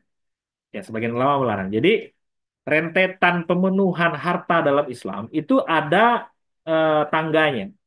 Tangga primer, tadi sudah saya sampaikan, sandang, pangan, papan, kesehatan, pendidikan. Selanjutnya pindah ke tangga sekunder, yaitu kebutuhan hajiat. Sekarang itu kebutuhan hajiat adalah alat komunikasi dan alat transportasi.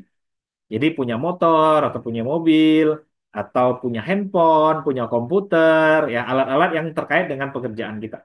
Nah, alat-alat ini kebutuhan kebutuhan sekunder atau kebutuhan hajiat. Nah, ini yang harus kita penuhin dulu. Baru nanti sampai ke yang ketiga, yaitu kebutuhan tersier, yang sifatnya hiburan, tidak penting banget gitu ya Bapak Ibu, atau eh, tahsiniat dalam bahasa Arabnya, ya kebutuhan tersier. Nah, maka kita tidak bisa atau tidak boleh melakukan flexing pada saat kebutuhan primer dan sekunder kita belum terpenuhi, kebutuhan primer dan sekunder keluarga kita belum terpenuhi, kebutuhan primer dan sekunder tetangga-tetangga kita belum terpenuhi. Maka nggak boleh flexing, sebagaimana yang dilakukan Korun dan juga sebagaimana fenomena di masyarakat kita saat ini. Itu ya, mungkin jawabannya Mbak Tika. Ya, Bapak, terima kasih banyak. Semoga tadi Kak Aulia mendengarkan ya. Setelah ini tadi ada pertanyaan. Bapak mungkin mau minum dulu, Pak, atau gimana? Oh, boleh. Terima kasih. Oke. Dari Pak Akri Siswanto, silakan ingin bertanya. Mungkin bisa on mic, Pak. Cik. Oke. Cik. Bismillah. Assalamualaikum warahmatullahi wabarakatuh. Waalaikumsalam warahmatullahi wabarakatuh. Alhamdulillah, terima kasih Kak Moderator, Kak Tika. Dan selamat malam, assalamualaikum Pak Deki. Salam warahmatullahi Izin wabarakatuh. bertanya, ada satu kasus Kak, bahasa kalau sering kita dengar itu investasi ya Kak. Anggaplah saya pelaksana modal nanti. Nah, ada satu orang yang memodali saya. Misalkan ada orang memodali saya, kemudian saya sebagai pelaksana, kemudian kita sudah sepakat nominal bagi hasil yang sudah disepakati. Kemudian seiring berjalan waktu, itu prosesnya aman-aman aja kita. Tapi suatu ketika ada perubahan keinginan dari si pemberi modal tersebut. Ya, karena memang dia pemberi modal cukup besar gitu kan. Dan terkait pembahasnya keuntungannya. Jadi bagi hasil si pengelolanya ini tuh lebih kecil nantinya. Kemudian si pemberi modal tuh lebih besar, jauh dari kesepakatan di awal. Nah itu masuk kategori zolim kan memang. Nah, bagaimana cara menyikapi hal tersebut, Pak? Dari situ. Terima kasih. Assalamualaikum warahmatullahi wabarakatuh. Salam warahmatullahi wabarakatuh. Baik, langsung dijawab Mbak Tika ya. Iya, Bapak, silakan. Ya, oke. Baik, Pak Kris. Pertama, itu namanya akad mudarobah ya.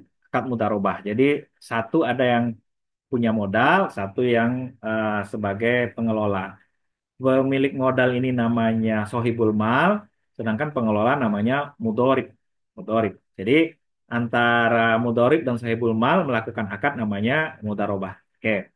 Nah, mudarobah ini Bapak Ibu itu kalau dalam kasus Pak Akris tadi, dia pertama dalam ketentuan Islam tidak ada ketentuan pasti berapa persentase bagi hasil. Ya. Jadi dalam Islam tuh nggak dibatasin, Pak.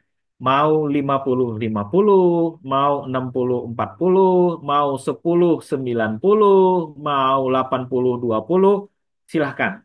Baik 80 untuk sohibul mal atau 80 untuk mudorib, nggak ada masalah. Nah, berarti Islam memberikan keleluasaan dalam penentuan persentase bagi hasil. Satu itu.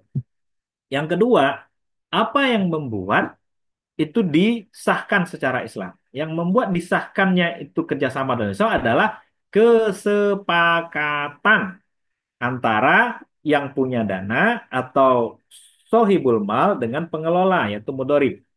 Kalau Pak Akris sepakat saya untungnya 10% sebagai pengelola, sedangkan pemilik modal adalah 90%, sepakat, maka sah itu transaksinya. Walaupun sepintas lo banyak sekali ya, 90% saya cuma 10. Catatannya Pak Kris sepakat. Nah, kesepakatan tadi, Bapak Ibu semua, tadi sudah kita singgung di awal, kesepakatan tadi itu tercipta antara dimingkum. Tercipta karena rela atau ikhlas antar kedua belah pihak. Kalau ada yang terpaksa atau dipaksa oleh salah satu pihak, maka batil, Pak. Artinya batal, tidak terpenuhi ketentuan syariatnya untuk bertransaksi. Itu yang pertama. Jadi Pak Akris harus memastikan ada kerelaan dua belah pihak dan persentasenya ditentukan berdasarkan kesepakatan saja. Mau seperti apa, berapa lama, kemudian kapan dibayar, apakah dibayar secara periode atau nanti dibayar per akhir tahun saja, itu nggak ada aturannya dalam Islam. Selama tidak melanggar, maka si orang yang berbuat kesepakatan di akad itu terserah menentukannya. Itu satu, Pak ya. Kemudian kalau case-nya setelah ditentukan di awal tadi, oh kita sepakat nih 50-50. Terus di tengah jalan ada perubahan.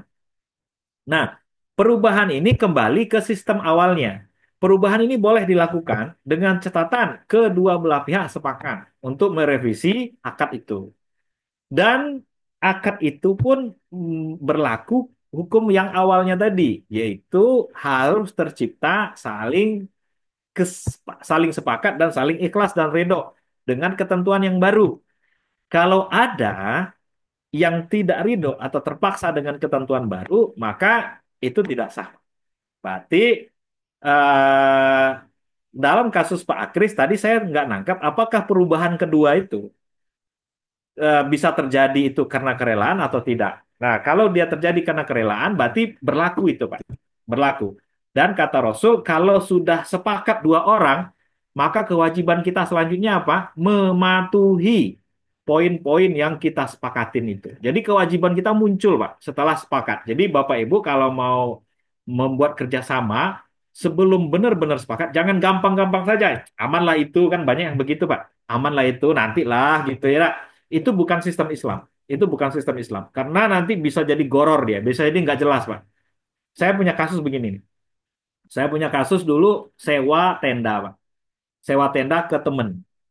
Kata saya ke temen itu, berapa nih sewanya? Dia bilang, ah kita kan temen, katanya kan. Nantilah setelah selesai acara kamu baru bayar, katanya kan. Berarti di situ nggak tahu kita, Pak, harganya berapa. Di awal tuh nggak jelas tuh akadnya berapa, kerjasamanya berapa. Tahu-tahu pada saat saya nagih, berapa nih? Bukan saya nagih, saya mau bayar, berapa nih sewa tenda? Itu mahal banget, Pak. Mahal banget. Segini, waduh, katakan. Nah, itu banyak terjadi di kasus-kasus kita. Jadi benar-benar berjelas-jelas Pak di dalam akad, ditulis kalau bisa, bukan kalau bisa, sebaiknya ditulis dan harus detail, harus detail. dan dipastikan kedua-duanya sepakat. Maka kata Nabi, kalau udah sepakat, wajib hukumnya bagi dua belah pihak untuk memenuhi akad itu. Itu ada dalam surah Al-Maidah ayat 3, Pak, untuk memenuhi akad itu. Nah, kasus Pak Akris tadi, kalau di akad revisinya itu memang Pak Akris dan orang itu ikhlas dan ridho dengan angka tadi, maka itu nggak ada kezoliman di situ. Karena ada kerelaan. Walaupun si pemilik modal dapat lebih banyak, contohnya 90%. Ini 10%. Kalau Pak Akris merasa itu nggak adil, harusnya jangan disepakatin. Jadi di awal jangan disepakatin dulu. Jadi harus direvisi. Ya, saya nggak setuju dengan 10%. Saya maunya 30%.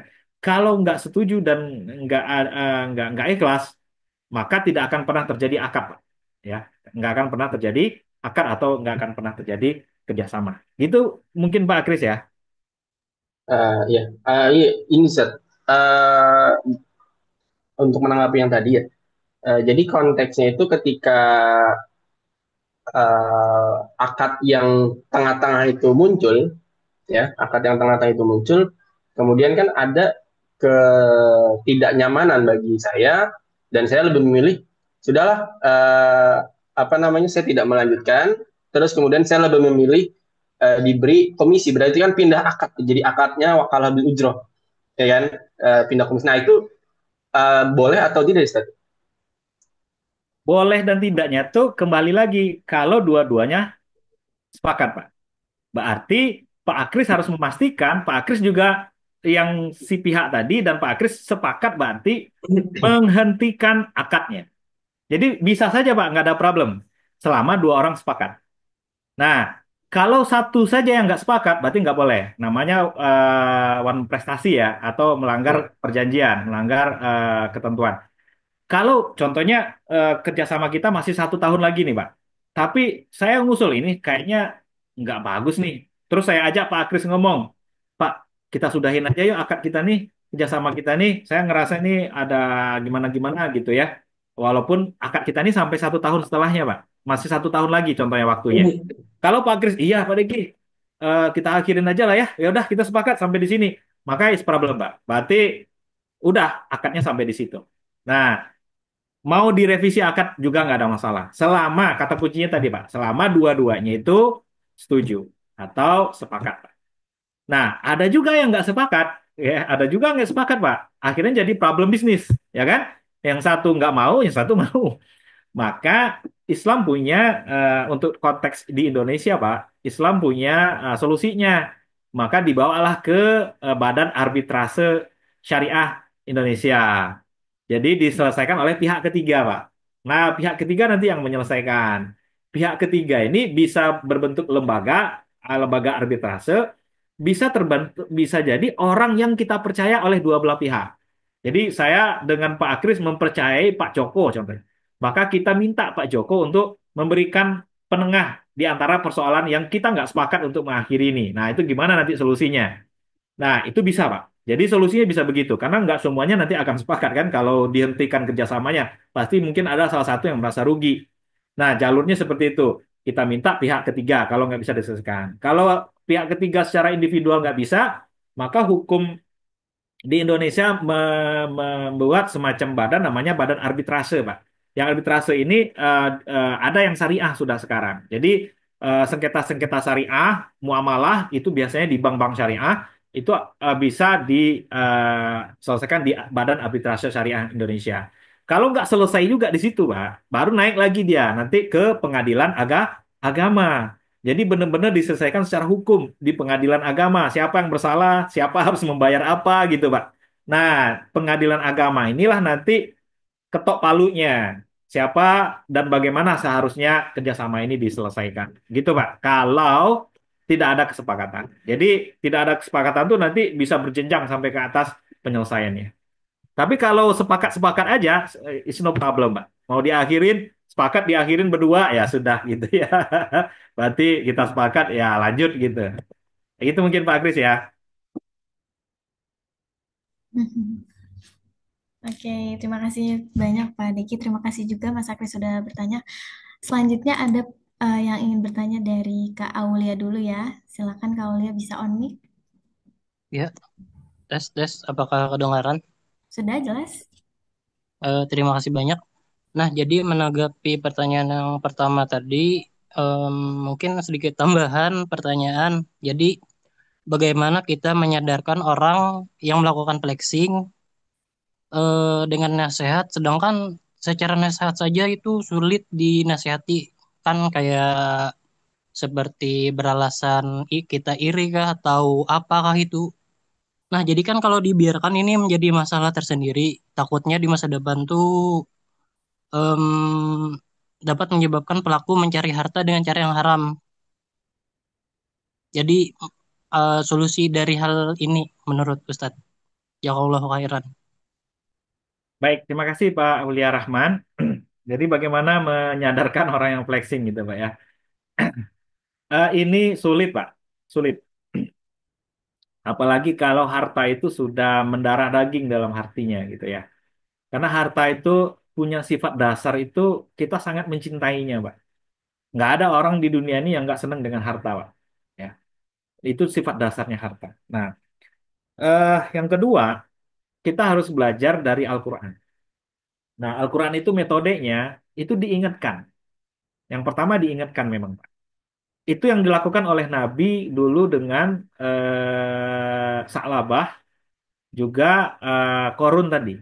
Jadi Al-Quran mengingatkan kalau harta itu sebenarnya bukan kan Korun itu ngerasa hasil flexing dia kenapa dia bisa flexing itu karena hasil jerih payahnya sendiri gitu ya. Bahasa sederhananya tuh karena kepintaran gue gitu. Makanya gue bisa seperti ini. Nah, maka Al-Quran mengingatkan dan juga Rasulullah juga mengingatkan dulu dengan Sa'labah kalau itu tuh bukan harta kamu. Harta itu yang punya adalah Allah. Apapun itu punyaannya Allah. Kita ini hanya dititipkan. Maka proses mengingatkan itu juga harus kita lakukan, Pak. Yang diingat yang ada dalam Al-Quran dan yang dilakukan oleh Rasulullah itu juga harus kita ingatkan kepada saudara-saudara kita. Bahwasanya jangan flexing, nah, ya, karena yakinlah harta kita itu bukan punya kita. Nah, cuman kalau artis-artis yang flexing kita kan nggak bisa ngingetin ya, Pak. Ya nggak bisa ngasih tahu. Setidaknya yang bisa kita jangkau dengan kemampuan kita. Mulai dari keluarga kita mungkin ya. Kalau bapak atau ibu punya istri, mulailah istri atau suaminya. Kalau istrinya seneng ngepost hal-hal yang agak berbau-bau flexing di sosmednya, diingetin. Jangan. Ya, kalau mau ngepost sewajarnya saja. Jangan ngepost yang membuat orang iri atau seperti apa. Jadi konsepnya jangan tidak boleh berlebihan karena ada juga nanti flexing itu eh, memperlihatkan nikmat kepada orang lain gitu Pak ya. Ada juga yang begitu. Nah, cuman batasnya nanti adalah berlebihan nggak boleh. Jadi sebenarnya nikmat yang Allah titipkan kepada kita itu juga perlu dilihatkan ke orang lain, tapi sebatas wajar. Nah, kalau flexing itu udah di atasnya, Pak. Di atas wajar. Jadi udah berlebihan istilahnya.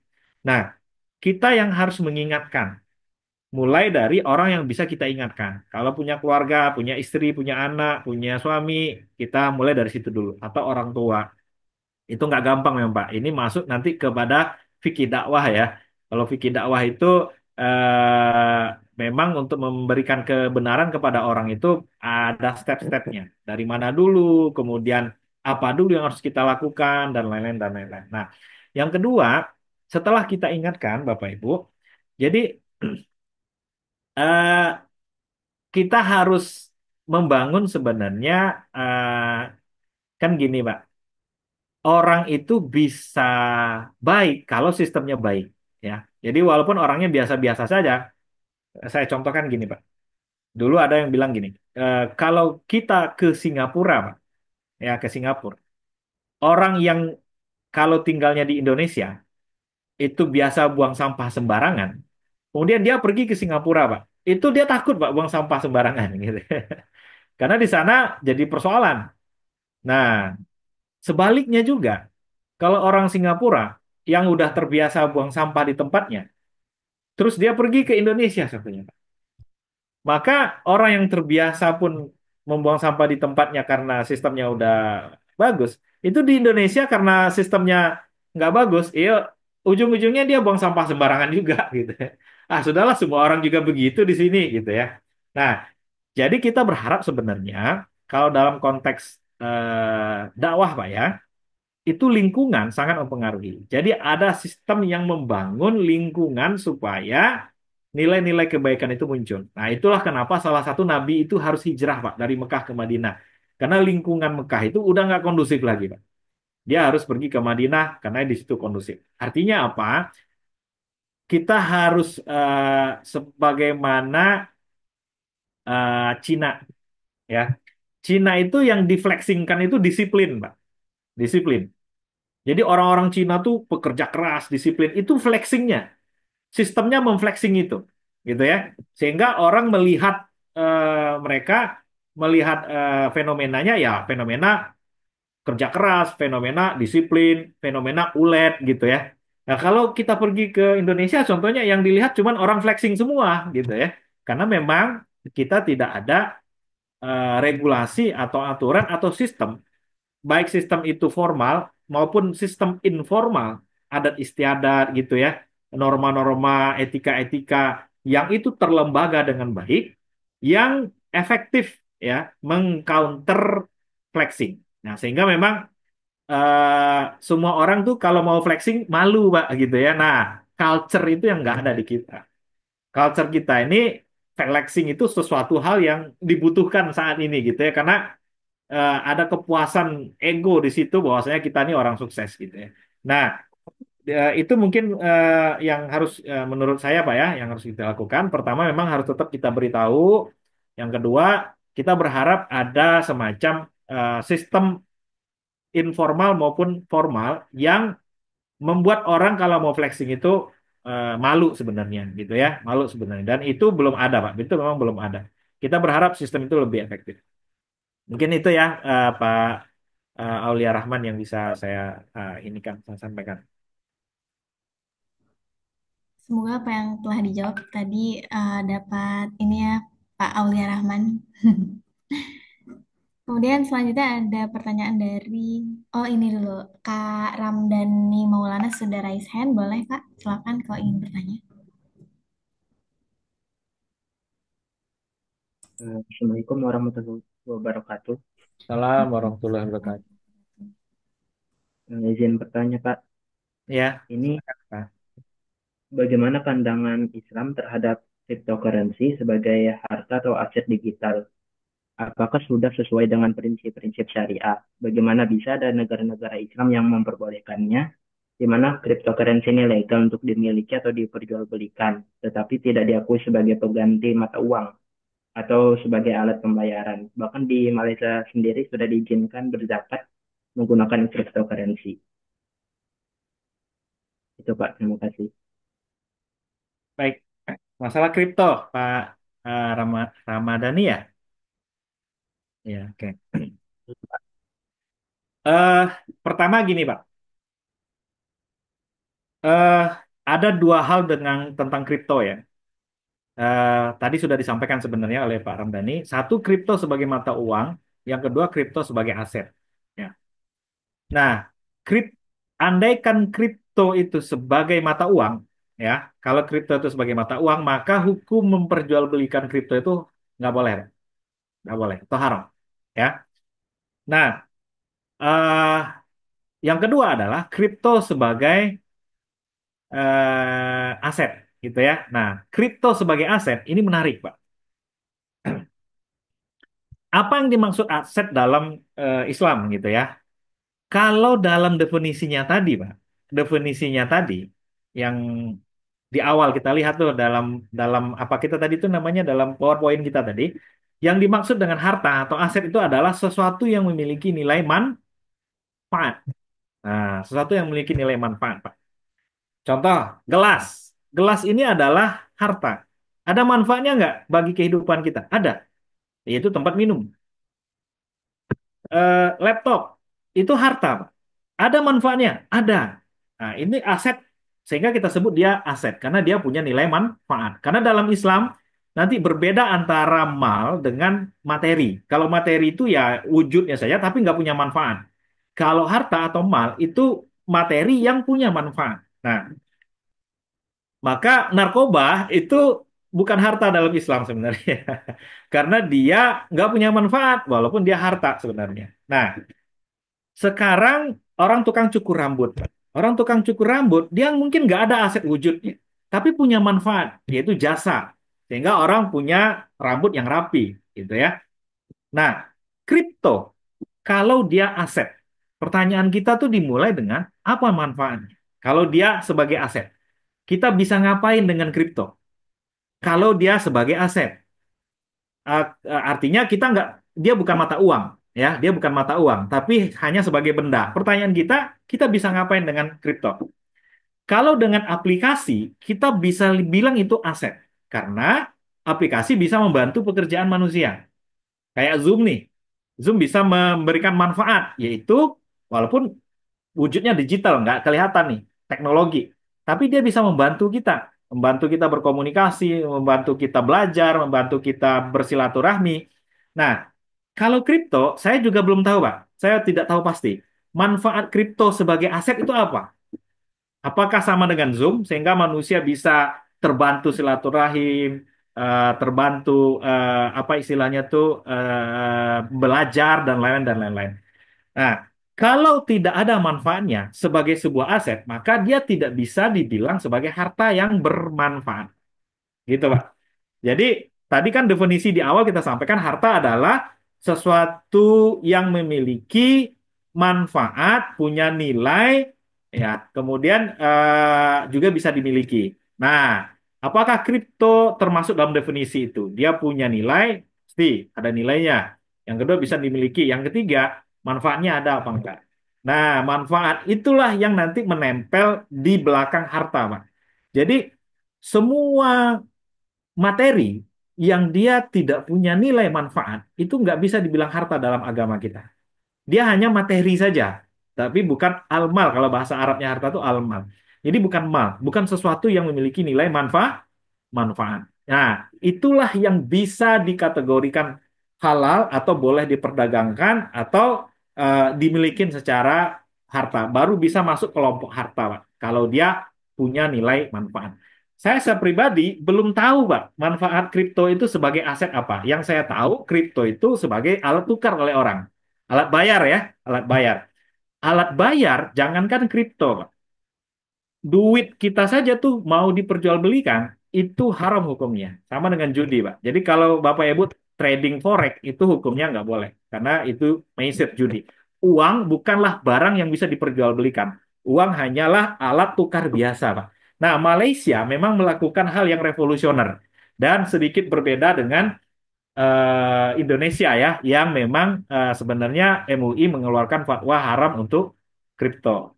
Tapi kalau dia sebagai aset, Pak, sebagian ulama ada juga yang membolehkan. Jadi silahkan saja nanti Pak Ramadhani melihatnya yang mana. Tapi pertimbangan saya tadi itu, kalau dia sebagai mata uang nggak boleh diperdagangkan, Pak. Itu akan memicu nanti inflasi. Namun kalau dia sebagai aset, pertanyaan kita selanjutnya adalah apakah aset itu punya nilai manfaat atau tidak? Karena hampir semua harta dalam Islam itu harus ada nilai manfaatnya. Baru dia bisa dikategori sebagai harta dan halal. Itu mungkin Pak Ramadhani ya. Pak izin bertanya lagi Pak. Boleh silakan, Pak. Kalau misalnya dari pandangan saya itu cryptocurrency sebagai aset investasi gitu nah manfaatnya untuk mengembangkan uang kita. Itu kayak apa Pak? Oh iya. Ya, artinya untuk mencari untung gitu Pak ya. Yang saya maksud adalah manfaat bukan untuk mencari untung, Pak, tapi manfaat yang terkait langsung dengan membantu dalam hidup kita. Eh, karena gini, menjual narkoba, Pak, itu juga ada manfaatnya, yaitu manfaat supaya dapat untung gitu, Pak ya. Nah, sama halnya dengan tadi. Maksud saya itu bukan nih barangnya itu sendiri, bukan karena dia dijual terus dapat manfaat. Kalau emas ada manfaatnya, Pak, sebagai perhiasan yang tahan gitu ya, sehingga dia nilainya naik gitu ya. Sama juga berlian jadi perhiasan. Nah, kalau kripto itu bisa juga jadi perhiasan, mungkin ada manfaatnya, yaitu sebagai perhiasan gitu, Pak. Cuman kan wujudnya itu kan digital gitu ya. Kemudian digitalnya tidak seperti Zoom. Zoom kita bisa bersilaturahim, bisa apa istilahnya nih, bisa belajar dan lain-lain. Jadi memang tetap ada manfaat. Nah, kalau hanya sekedar materi kita keep gitu ya, terus kita tunggu nanti harganya naik, terus kita jual. Nah, itu bukan manfaat yang karena ulahnya sendiri, karena badannya sendiri, atau karena barang itu sendiri, tapi karena lebih kepada mekanisme pasar. Jadi kalau pasar lagi banyak yang minta kripto, harganya naik gitu ya. Kalau pasar nggak minta, ya harganya turun atau harganya statis.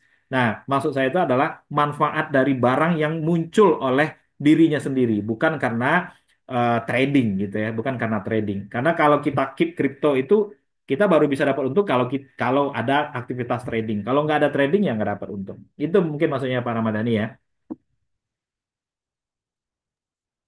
Baik, Pak. Terima kasih, Pak ya. Sama-sama Pak. Mudah-mudahan membantu Pak. Eh, Pak Diki masih bisa lanjut? Mungkin satu pertanyaan lagi. Boleh, boleh. Silakan Mbak Tika. Oke, saya bacakan dari chat. Oh ini, dari Kak Muhammad Nazar. Semisal untuk pendapatan yang diperoleh dari komisi afiliat sosial media seperti TikTok ditinjau dari hukum Islam, berarti hukumnya halal atau haram? Itu Pak. Oh, ya. Sebagai afiliator Pak ya. Mm-mm. Ya, affiliate itu sama dengan bisnis konvensional, Pak. Namanya agen ya, sebagai agen gitu teh, agen penjual. Jadi agen penjual itu berhak, Pak, dapat komisi, ya, berhak mendapat komisi dan itu halal, Pak, sebagai affiliate marketing. Cuman pastikan, Pak, barangnya tadi ya, barangnya halal, kemudian cara memperolehnya barang itu tidak pakai transaksi ribawi atau lain-lain, dan tidak ada unsur-unsur zolim atau paksaan dalam transaksi bisnisnya. Kalau tiga ini bebas, Pak, maka Bapak sebagai afiliatornya untuk memarketingkan produk itu dan dapat komisi dari affiliate marketing itu, maka ini boleh-boleh saja, Pak, nggak ada masalah. Itu bentuknya nanti komisi ya, komisi dari yang punya barang itu oke-oke saja itu, Pak, nggak ada masalah. Tapi pastikan tadi yang tiga tadi, Pak, produknya halal dari sisi zatnya, yang kedua proses transaksi bisnisnya jauh dari hal-hal yang dilarang oleh Islam, terbebas dari judi, bebas dari riba, kemudian bebas dari penipuan, dan yang ketiga pastikan tidak ada unsur-unsur paksaan di dalam bisnis tersebut. Sehingga kalau tiga ini bebas, Bapak bisa menjadi affiliate marketingnya ya di sana. Ini tempat tiga ya. Oke, semoga membantu ya Pak Muhammad Nazar tadi jawaban dari Pak Diki. Baik, Alhamdulillah di penghujung acara Pak, kami sebelumnya terima kasih banyak kepada Pak Diki yang sudah meluangkan waktunya, sudah berbagi ilmunya pada malam hari ini. Teman-teman izin minta materi boleh ya Pak di-share? Oh iya, silakan. Materinya sama Pak Doni ya, Mbak Tika ya. Ya, nanti saya share di grup. Oh ya Pak, berarti tiap bulan nanti bulan depan kita ada webinar lagi ya Pak? Insya Allah. Insya Tergantung Pak Allah. Doni. Nah, teman-teman kalau tertarik bisa ikut join lagi di webinar selanjutnya. Jangan keluar dari grup, nanti kita ada info-info yang lain untuk webinar seputar Ziswap. Sebelumnya terima kasih banyak kepada Bapak dan teman-teman juga sudah mengikuti acara pada malam hari ini. Sebelum live dari Zoom, tolong isi absen dulu ya teman-teman. Berikut absennya di kolom komentar.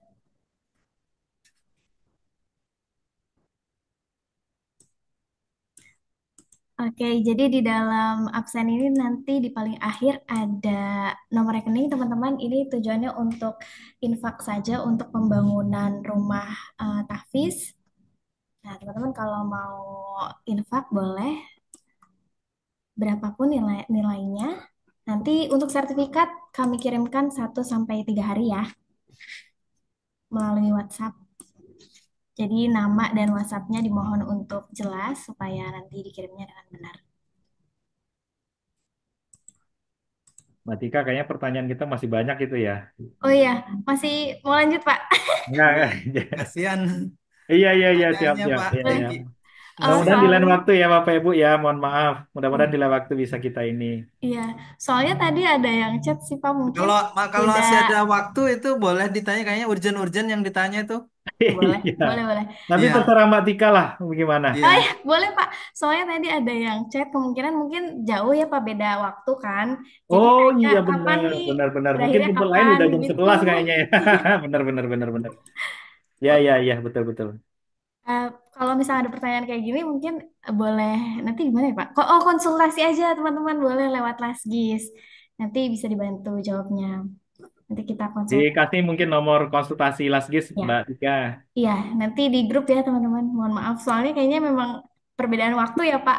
Betul, betul. 2 jam itu kalau daerah timur tuh 2 jam itu. Ya, oke, teman-teman sudah isi absennya?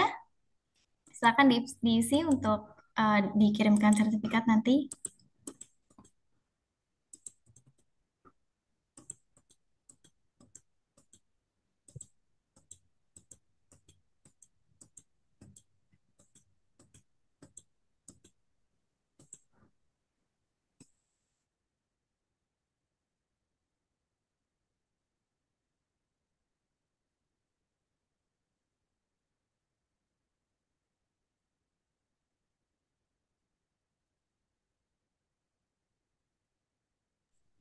Kalau sudah isi absen, boleh keluar dari Zoom. Nanti kami infokan di grup untuk sertifikatnya, teman-teman.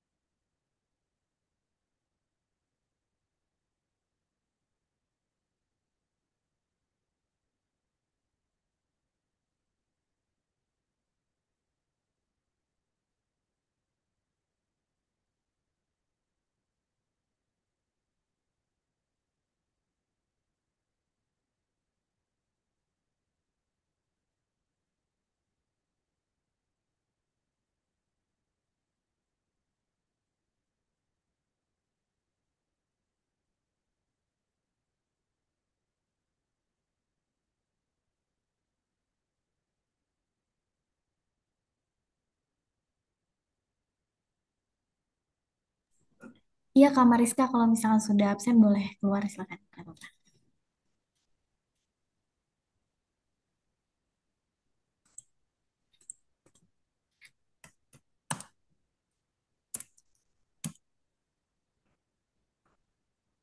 Untuk infak tidak wajib ya, teman-teman. Nanti tetap dikirimkan sertifikatnya.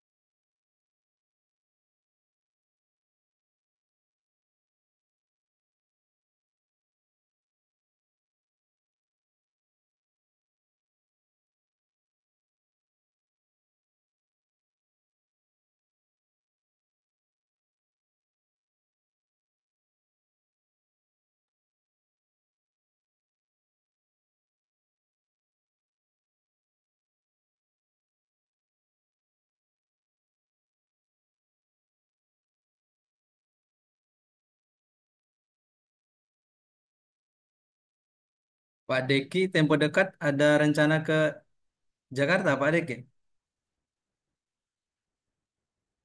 Belum Pak Doni? Gimana Belum. Pak? Iya, berkabar aja. Siap, siap. Coba kalau saya ke Jakarta paling cuma 2 hari, 3 hari gitu Pak. Iya.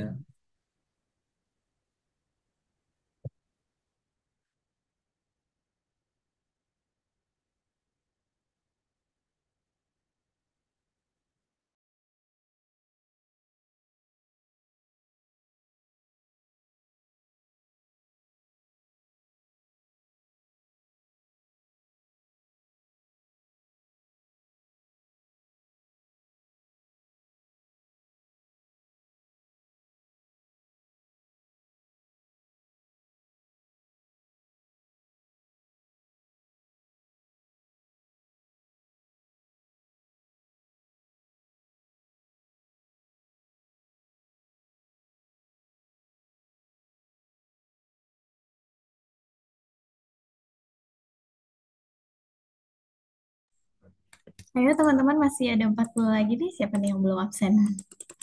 Untuk sertifikat nanti sesuai dengan absen.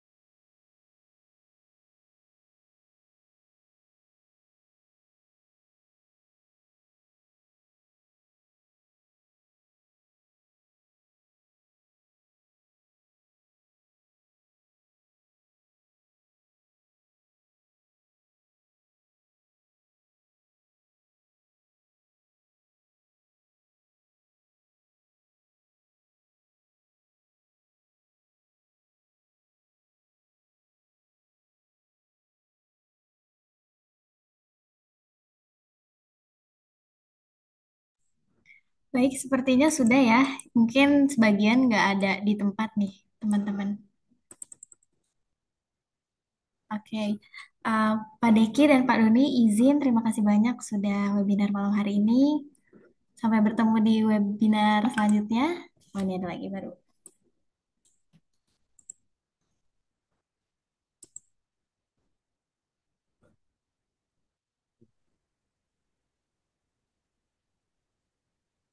Oke. Terima kasih, Pak Deki. Ilmunya luar Sama-sama biasa. Pak Doni, terima kasih. Ketika Bapak Ibu semua, semoga pertemuan kita ini bermanfaat, bernilai Amin. ibadah Ya di sisi Rabbal Allah Alamin. Subhanahu wa taala. Amin. Amin. Amin. Izin live ya Pak Doni, Mbak Tika.